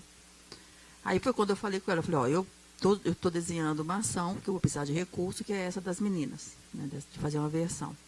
Expliquei para ela, ela falou, a secretaria pode dar um recurso de 1 milhão para essa chamada. Até então não tinha nada ainda. Estava desenhando uma chamada sem ter recurso nenhum. E aí eu chamei os parceiros, chamei o MEC para conversar, uma diretora lá da Secretaria de Educação Básica. A SPM, então, entrou com 1 milhão. E o Ministério de Ciência e Tecnologia, também eu chamei uma diretora. Conversaram, expliquei, prometeram 1 milhão cada. Então, eu tinha 3 milhões. Falei, agora dá para lançar uma chamada. Porque lançar com 1,5 milhão, 2 não adianta, que é muito pouco. Vai um trabalho demais para tão pouco, apoiar tão poucos projetos. Teria que ter um volume maior. Aí eu consegui os 3 milhões. Porém, isso foi 2017. A secretária, essa da Secretaria da SPM, mudou, saiu do cargo, que ela ia se candidatar, a deputada. A do MEC também saiu, ficamos só com 1 milhão. Porque aí quando chegou as novas, que eu chamei para conversar, não tem nada escrito que tem 1 milhão. Eu falei, tem, já está prometido, já foi fechada uma reunião aqui. Ou seja, ninguém assumiu mais nem 1 milhão, eu tinha 1 milhão. Eu falei, pronto, agora eu não tenho mais nada para fazer a chamada. Então ela falou da dificuldade financeira, quero contar essa história. Como é o nome dela? Essa história é interessante você ouvir, porque você sabe, presta atenção. Aí eu tinha 1 milhão. Aí eu fui no presidente do CNPq, eu falei, eu quero lançar a chamada, já está toda pronta, eu quero dinheiro. Aí eu tinha feito umas ações lá, a gente otimizou uns recursos, de umas mudanças que a gente fez nas normas, e eu falei, eu fiz um cálculo, eu consegui economizar 6 milhões. Então agora eu quero dinheiro para a chamada. Aí eu falei, tá bom, vou te dar 2 milhões. Mas essa sua ideia de só para mulher, não sei não, hein, porque a Constituição fala que tratar homem e mulher igual. Eu falei, a Constituição fala, mas não foi uma chamada para as mulheres. Eu falei, não, eu vou te apoiar, vou te dar 2 milhões, mas você vai ter processo. Isso aqui que teve mesmo? Sério? Tem que contar a história de lá, então. Aí ele falou assim, você vai ver que vai ter processo. Ele falou assim, mas eu vou te dar e vou te apoiar. Mesmo que tiver, eu estou junto com você. Mas eles vão basear E foi dito e feito. Foi lançar a chamada, porque a chamada era coordenadora, mulher, e tinha 10 pontos a mais, se fosse homem, 0. Mas está na chamada assim, ué, justamente para prestígio que fosse só mulher. Então, na pontuação, a coordenação, se fosse o sexo feminino, era 10 pontos. Se fosse o sexo masculino, 0. Foi isso mesmo, nós colocamos justamente para prestigiar as mulheres. Coordenadoras nas escolas, mulheres. E alunas, tanto a iniciação científica da universidade quanto a iniciação científica júnior, também são mulheres. Saiu a chamada uma semana, um pesquisador PQ1A, que não precisa, ele já tem a bolsa dele, mandou um e-mail gigante o porquê que a pontuação não era igual para uma mulher para coordenar. Que era um absurdo, que ele não concordava, exatamente como o presidente falou. Aí eu chamei justamente a Lúcia, a Betina, essas meninas que são do grupo 8M. Eu falei assim, olha aqui. Falei, não, professora, nós vamos preparar a resposta. Falei, mas vocês vão preparar a resposta e vão no jurídico para eles ajudar a respaldar, para não ter direito nem ele reclamar mais, que aí já vai. Então, elas fizeram todo o histórico das mulheres, tal, porque isso, porque aquilo. Foi mostrando dados da ONU. Foram no jurídico, o jurídico também colocou coisas, dados também. Pronto. Ele nem submeteu proposta. Quer dizer, era só fazer barulho, né? Que nem submeteu. Agora, nós temos coordenadores homens. Por que nós temos? Tem regiões, porque a gente fez a chamada que todos os estados tinham que ter pelo menos um aprovado, todos. Então, tinha que ter os 27. E regionalizamos também. Tentamos equilibrar norte, nordeste, sul, sudeste, centro-oeste. Claro que norte não dá para ser igual ao sul e sudeste, porque nem teve a quantidade de projetos suficiente para a gente selecionar no mesmo volume, na mesma quantidade de projetos com mérito das outras. Mas todos têm representação. E tem alguns lugares que não tinha projeto de mulheres. Homem que apresentou. Só tinha 2 e os 2 eram homens. Então, nós temos dos 78, 4 homens, mas assim, que estão super empolgados. É o que eu falo quando eu vou. Não estamos excluindo ninguém, gente. A gente quer parceiro. Eu não estou excluindo os homens. Por que excluir? Eu quero que eles respeitem e saibam que a gente está de igual para igual. Eu quero paridade. Eu não estou preocupado de ficar acima deles ou eles. É como a menina ontem contou no projeto, que eu tinha os meninos de 14 anos e tal, não nesse projeto, é quando de uma outra ação na escola, que me falou bem assim, você, menina, tem que só dirigir o fogão. Quer dizer, ele já vem com uma ideia machista de casa. Então, é isso que a gente tem que desconstruir. Eu falei, não é para excluir os meninos na escola, é para trazer eles junto com o projeto. São as meninas que estão à frente, mas os meninos têm que estar junto. Por quê? Aí eles vão aprender a respeitar, a estar de igual para igual. Vamos fazer engenharia juntos? Por que a gente vai, né? Vamos tentar, vamos estudar juntos. O menino, a menina, eles ajudarem também a dar reforço, se precisar. Então, é chamar junto para quebrar isso. Que nós podemos trabalhar juntos. Não tem que... Eu sou contra esse negócio de edital para mulheres. Que bobagem é essa? Se você faz edital só para mulheres, é porque está mostrando que a gente é mais fraca? Que a gente pede edital só para nós? Não, a gente tem que competir com eles também. E a gente ser maioria é diferente. Ou ser 50% é a maioria. Agora, edital só para nós, eu não concordo, não. Eu acho que a gente vai ficar fraca. Isso aí vai enfraquecer, tipo assim, eles vão falar, elas precisam de uma coisa só para elas, né? Não, a gente quer ter oportunidade de estar junto e paridade. No mínimo, paridade. E respeitada enquanto mulher. Mas o que mais você perguntou?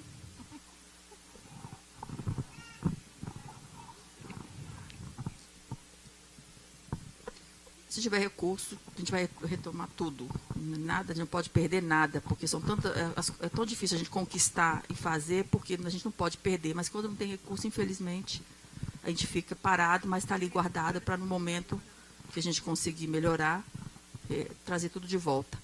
E aí a chamada, que eu só concluindo, ela acabou indo para 6 milhões, porque o MEC deu 3 milhões. Então ficou 2 milhões do CNPq, 1 milhão do MCTIC e 3 milhões do MEC. Foi uma coisa assim de supetão, eu acho que o ministro não entendeu direito, foi no encontro da SBPC, no ano passado, o ministro do MEC, o ministro da Educação, estava presente, e a gente tinha comentado com ele, acho que a gente queria fazer uma chamada de 50 milhões para a educação básica como o MEC dando recurso, a gente fazendo a chamada. Que era um projeto de intervenção na escola. Mas não era esse de meninas, isso era um outro projeto. Só que acho que ele entendeu, na hora ele falou bem assim, não, eu vou dar 3 milhões para o projeto que está aí da educação básica, e era das meninas. Então a gente pegou esse 3 milhões, né, veio para esse das meninas. E aí foi ótimo, porque a gente pôde apoiar 78 propostas, que ainda é muito pouco, em 712. Obrigada. Oi. Na verdade, não é nenhuma pergunta, é um comentário mais, já que a gente também está se aproximando do final. Eu acho, né, Fernanda? Eu sou doutora em ciência da computação, então também fico super feliz de ouvir esses projetos aí do CNPq, né, para essas áreas.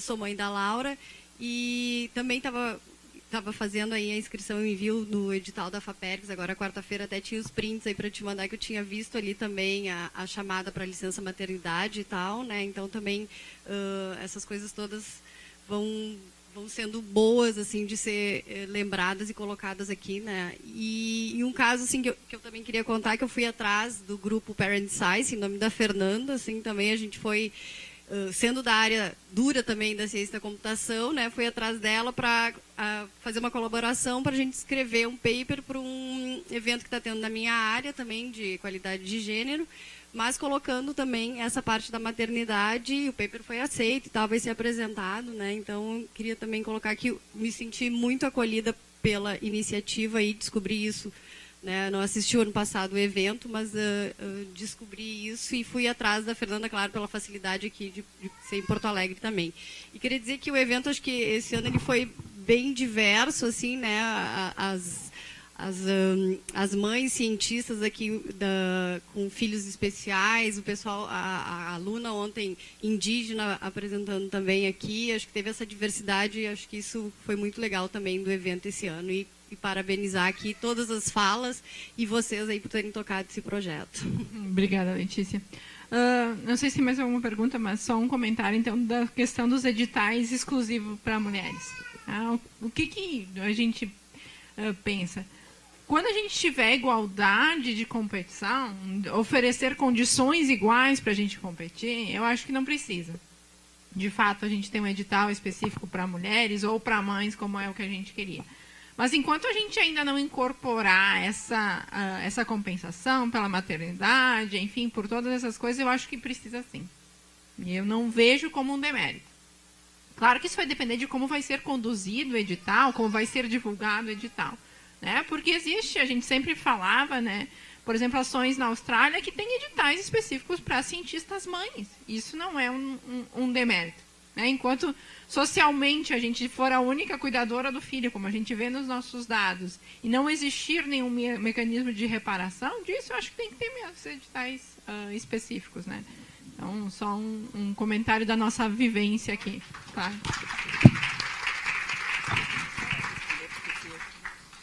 Não, Fernanda, nesse caso, quando você tem específico de maternidade, é uma coisa. Mas editais gerais, o CNPq, você lançar por exemplo, Bolsa PQ para mulheres, já é mais complexo. Complexo de como vai ser recebido, né? A gente tem que colocar, lutar por como incluir a maternidade, todas essas questões, como você falou, para a gente poder estar de igual. Mas se for para mulheres na maternidade, aí sim, eu acho que aí é viável. Mas é que a questão enquanto a gente vai construindo essas pequenas coisas que vão trazer igualdade na competição, a gente está falando daqui 20 anos ter essa igualdade de competição.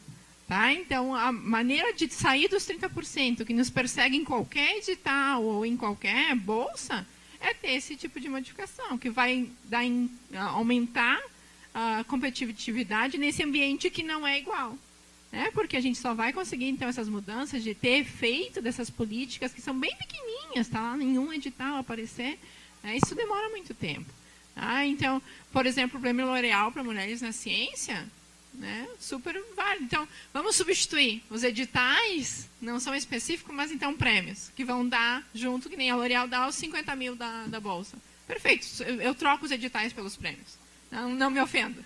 Tá? Então, acho que é uma... Sim. Sim. De bolsa. Sim.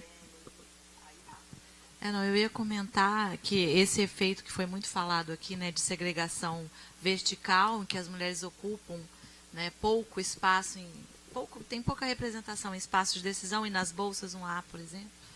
Eu acho que, assim, tem a questão dos editais específicos, mas tem uma questão anterior, que é como é que a gente vai melhorar esse cenário. Porque, se a gente olhar 2001, a quantidade de bolsas que tem, pesquisadoras que têm bolsa 1A, 2001, em 2011, 2012, está praticamente igual o percentual. Então, assim, talvez a gente vá precisar de 100 anos para essa mudança, né? E não vai ser nem para minha filha, talvez nem para minha neta. Então, a gente vai ter que colocar alguma força no sistema para que essa mudança aconteça antes. E aí, nesse sentido, Adriana, é que eu acho que a gente tem que pensar em estratégias que a comunidade aceite, porque também se a gente tiver muita rejeição, eu acho que a tua preocupação é muito válida, né? Não adianta a gente também entrar chutando a porta totalmente, que a gente não consegue. Mas então vamos pensar quais seriam essas políticas, né, de dar uma forçadinha para que a gente reverta isso. Então, por exemplo, paridade nos comitês, né, como você chamou a atenção, o CNPq é totalmente masculino, né? Então tá. E aí, só para concluir, eu acho assim que é importante a gente pensar o seguinte: se a gente tem tanta pesquisadora boa, e a gente tem, por que elas não chegam em 1A? E o que a gente pode fazer para que elas alcancem? Né? Então, isso eu acho que é um ponto nevrálgico, né, para a gente pensar.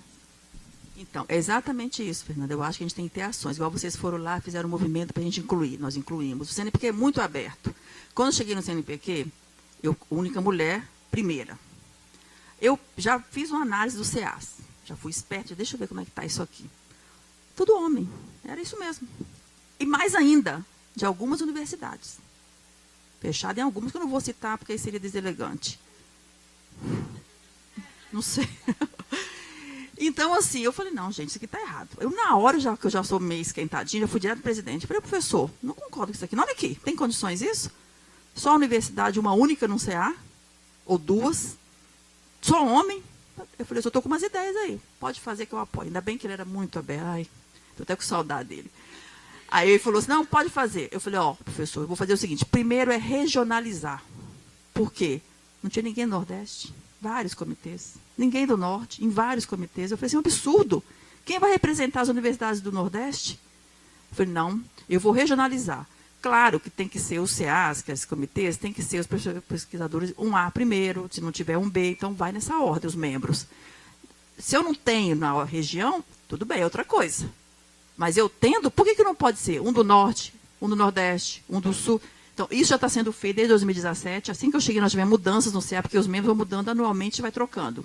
Então, isso já foi bem incorporado, a gente levou para a DEX, também foi aprovado. Então, todas as coordenações de todas as áreas, na hora que troca o CEA, tem que olhar todas as regiões. E gênero também eu coloquei. Falei, ok, professor, não tem mulher nenhuma. Falei, tudo bem, não vou falar que tem que ser mais ou tal, mas tendo a pesquisadora 1A, e tiver 1A homem, 1A mulher, um CA que só tem homem, eu vou indicar a mulher. Se está de mérito igual, eu vou indicar a mulher. Eu falei, não pode fazer isso.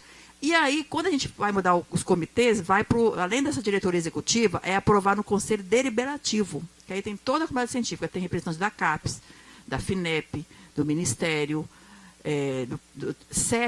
8 da comunidade científica, que eu me assustei também, que eram todos homens, e também de uma certa universidade somente. Então, assim, aí quando eu expliquei lá, ó, na mudança aqui, que aí o presidente passou a fala para explicar, nós estamos regionalizando e colocando, então, mulheres também, né? Um pesquisador, que é desses 8, pegou a fala, que é um A antigo, virou para mim e falou assim, professora, o CNPq é gênero ou mérito? Eu falei, as duas coisas. Uma coisa não invalida a outra. Se eu tenho dois pesquisadores, eu preciso de uma vaga aí para esse comitê. Uma é mulher, outra é homem. Todos os dois são 1A, estão iguais para mim, não tem nada diferente. Porém, no comitê, eu só estou com ele masculino, então só uma mulher e 8 homens, eu vou escolher a mulher mesmo. Ela está no mesmo grau de mérito, por que eu não vou escolher? Por que a gente não pode equilibrar isso aí?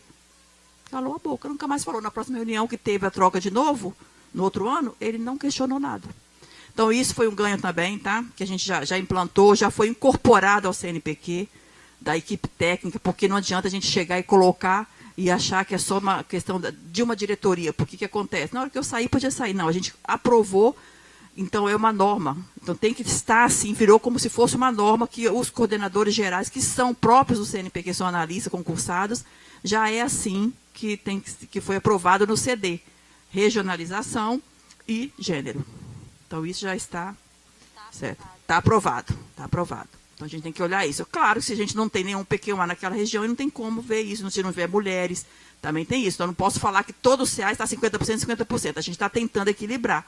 Mas como a gente só tem 36%, 33% de mulheres, é difícil também achar para colocar. Tá? Oi, sou a Pamela, da Universidade Federal do Pampa, campus Uruguaiana, no interior do estado do Rio Grande do Sul.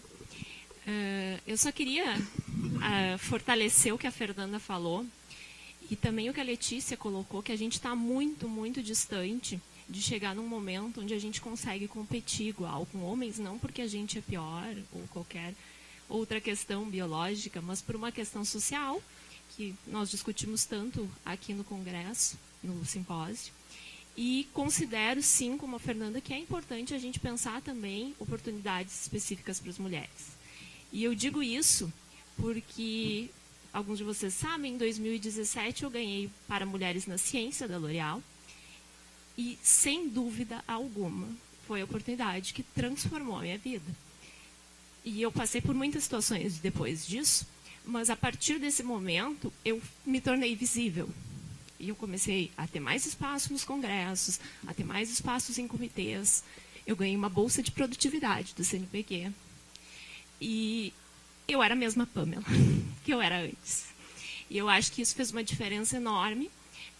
Acredito que a gente tem que dar oportunidade para as mulheres aparecerem, porque muitas vezes a gente não se dá conta de que as mulheres são invisibilizadas. Bom, vocês viram o diretor da FAPERGS, ali na percepção dele, tinha mais mulheres do que homens que tinham ganho o edital. Né?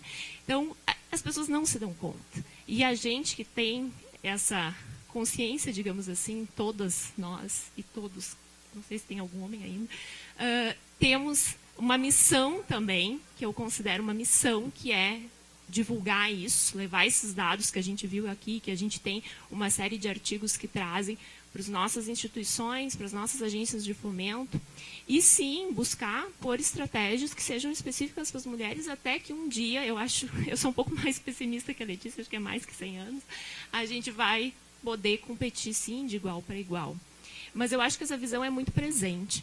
Depois que eu ganhei o prêmio, que eu recebi vários convites, eu estava uma vez num congresso de fisiologia, e aconteceu uma situação que me marcou muito, foi quando eu, de fato, decidi que eu ia vestir a causa das mulheres na ciência, que depois das palestras, eu peguei o elevador com um dos professores eméritos de fisiologia, que também estava no evento, que também tinha dado uma palestra, e no elevador ele me disse: que legal o teu trabalho, nossa, como tu consegue fazer tantas coisas lá numa instituição de 10 anos no interior do estado, como é que tu conseguiu montar laboratório e fazer tudo isso? Eu só não entendo por que existe um prêmio para mulheres na ciência e não existe um prêmio para homens na ciência. E isso me marcou muito e me levou a assumir essa causa, enfim, ser parceira das meninas aí nisso. E acho que a gente tem, sim, que mostrar, não só para os homens, mas para outras mulheres, que a gente também comentou que muitas vezes são resistência, por que a gente precisa ter estratégias específicas para as mulheres. Era só esse comentário.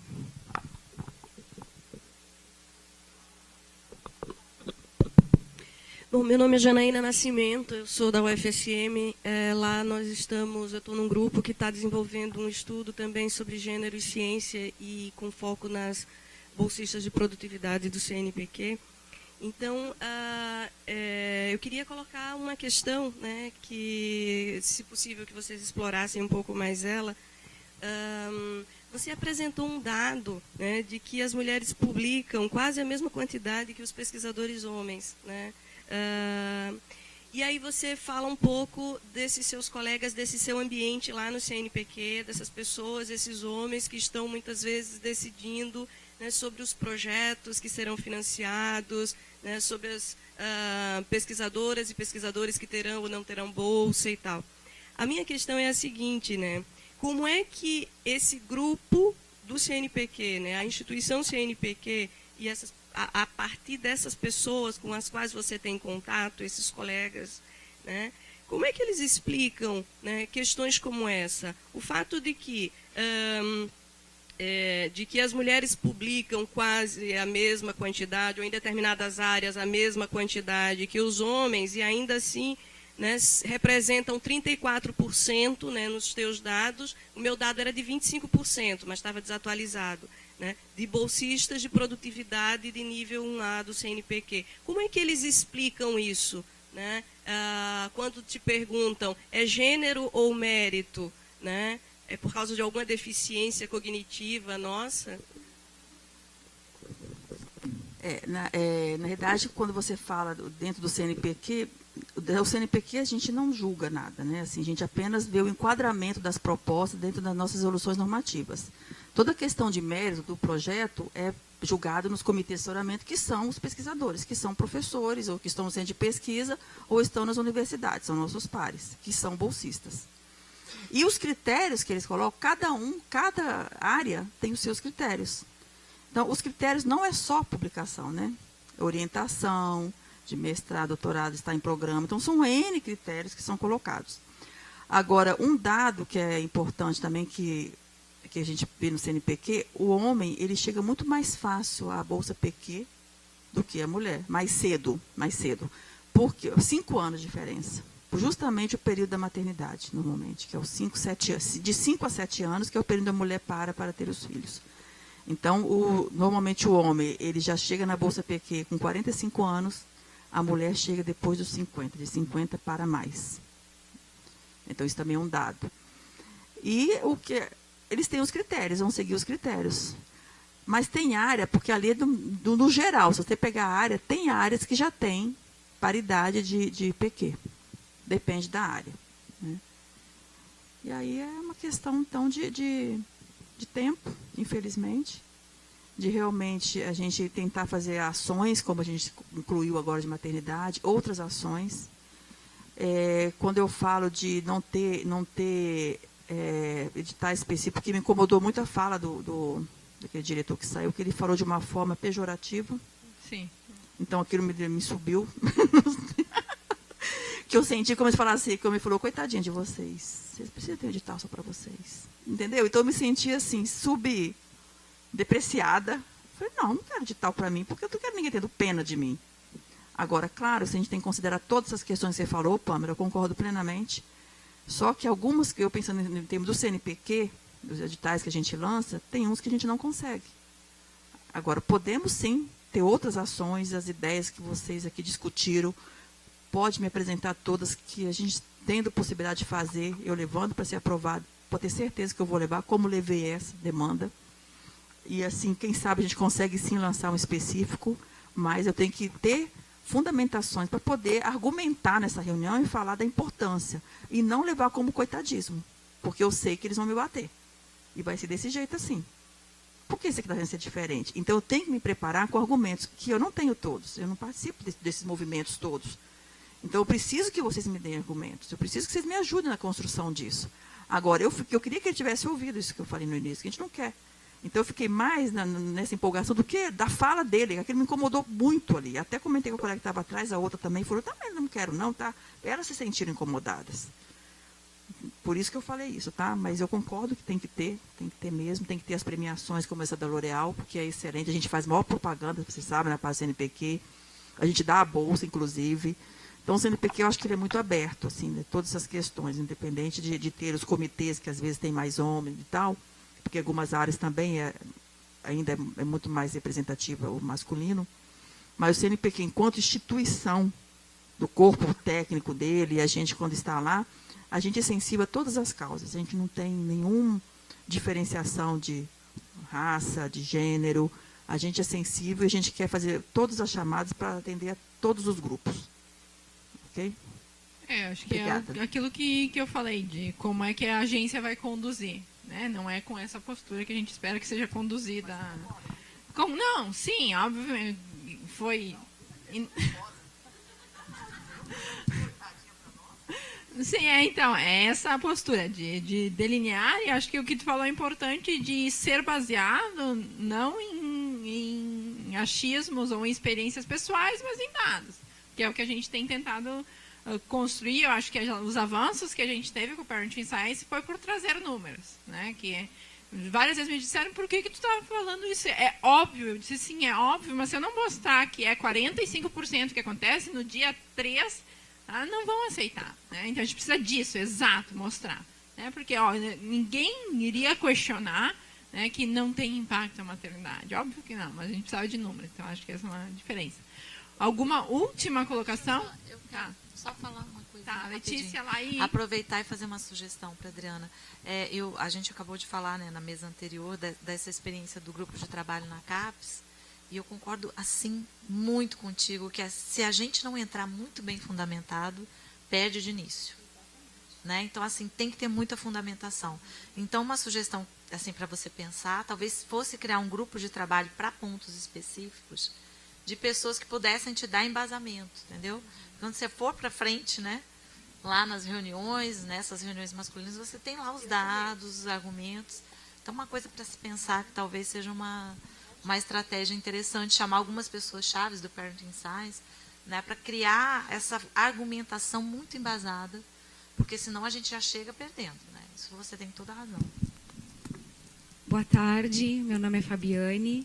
Prazer pelo evento, estou muito feliz de ter vindo participar. Eu venho de Uruguaiana, então são mais de 630 quilômetros que nós andamos para chegar em Porto Alegre. Mas fiquei muito feliz com a qualidade do evento e com a importância de discutir esses temas. E eu fiquei pensando durante todo o evento nessas múltiplas violências que a mulher precisa enfrentar na academia. Algumas foram tocadas aqui, né, de modo mais sutil, que é a questão do assédio sexual, que tem me preocupado bastante nos últimos tempos. Nós organizamos uma semana de discussão sobre o assédio sexual no campus Uruguaiana e tivemos uma baixíssima adesão dos alunos e alunas e de professores. Então, a gente tinha que ir nas salas, pegar o professor pela mão, a professora, e pegar a turma e levar para participar da semana.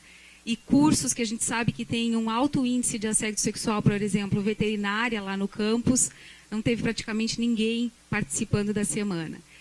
E aí, esse ano, nós fizemos uma pesquisa, estamos fazendo uma pesquisa sobre assédio sexual.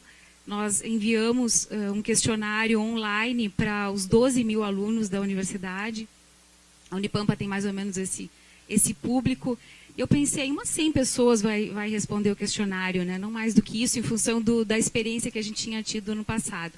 E, para minha surpresa, na primeira hora de disponibilização do questionário, mais de 200 pessoas tinham respondido.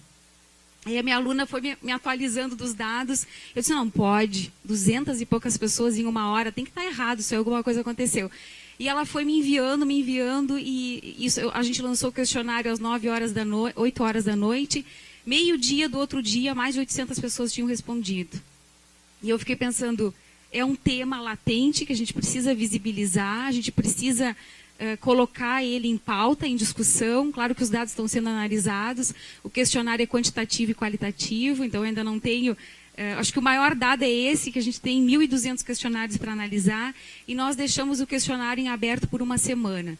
Então, me surpreendeu, porque eu pensei que a gente ia ter 100 questionários para analisar, e nós estamos com 1.200 questionários para analisar, e deixamos o questionário aberto por uma semana.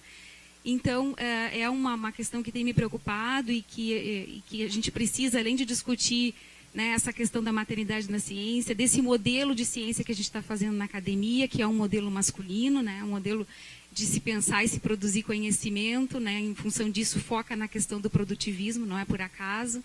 Né, então, eu acho que a gente... vocês tocaram na ferida, ontem eu falava para a Fernanda, a gente precisa construir uma rede nacional para pensar essas discussões em todas as universidades, né, porque agora que vocês abriram as portas, a gente precisa discutir com mais profundidade e tentar modificar algumas coisas mais complexas na academia, né. E só queria compartilhar essa questão do assédio sexual, porque é um tema que a gente precisa discutir, a gente precisa reconhecer isso, porque muitas pessoas cometem assédio sexual ou são vítimas de assédio sexual e não percebem isso porque essas situações são naturalizadas, né? Então a gente precisa denunciar isso, a gente precisa combater isso. E mais uma coisa interessante, para não me alongar, é que o ano passado nós fizemos a semana e eu pensava, foi uma semana que a gente organizou em parceria com o Ministério Público do Trabalho, foi bem bacana a participação do Ministério Público do Trabalho.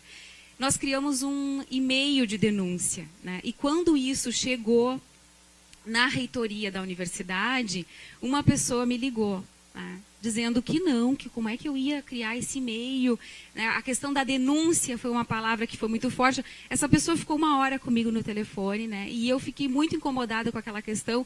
Naquele primeiro momento eu me senti coagida, né? Eu achei que eu estava fazendo uma coisa errada, né? Eu cheguei na universidade, nós tínhamos feito um adesivo, eu cheguei na universidade e disse para os bolsistas, apaga a palavra denúncia do adesivo. Hoje eu me arrependo de ter feito isso, né? Porque eu deveria ter... Nós distribuímos... no fim, a gente deixou a palavra canal. Né? Mas a palavra denúncia, que era o que eu queria que tivesse continuado, naquele momento eu me senti sozinha e me senti coagida e acabei tirando a palavra denúncia. Então, vejam quanta coisa a gente precisa, né? Colocar em pauta e colocar em discussão e romper com isso na universidade. Mas seguimos aí na luta, né? Obrigada pelo comentário. Só então um comentário rápido dessa questão de assédio. A gente vai lançar o nosso questionário aqui da URGS, tá? E a gente saiu de cima para baixo, porque a gente sabia que a primeira coisa que ia acontecer era nos encherem de e-mail reclamando que a gente tinha esses canais de reclamação.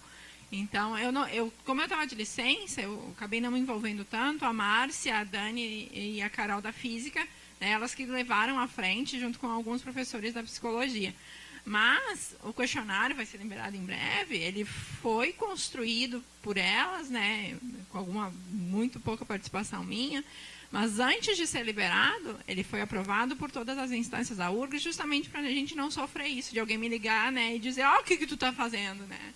Então, foi liberado publicamente, saiu nota do jornal que há lá na reitoria, com a assinatura da Jane e do reitor, né, essa ação foi firmada. Porque não adianta, se tu não tem esse apoio de cima, tu acaba sofrendo alguma coisa, né? Então, essa questão, porque a universidade vai tentar se defender legalmente de qualquer problema. Né? A primeira coisa que eles vão dizer é que não existe.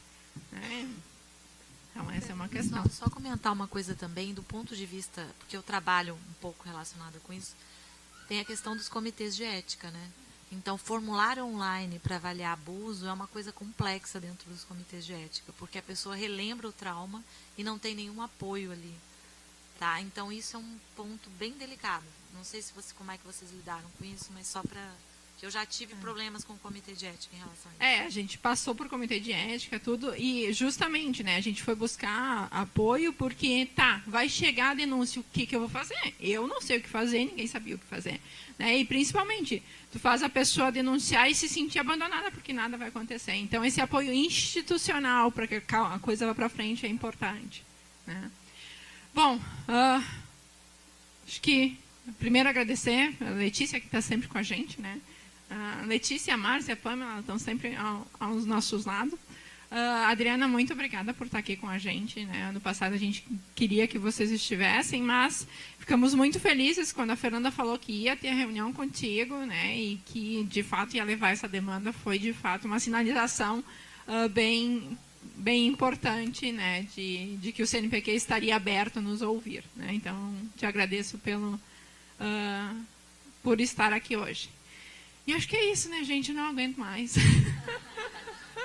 Eu estou encostada aqui na mesa já. Então, só agradecer a presença de todos vocês, né? E acho que foi um bom evento.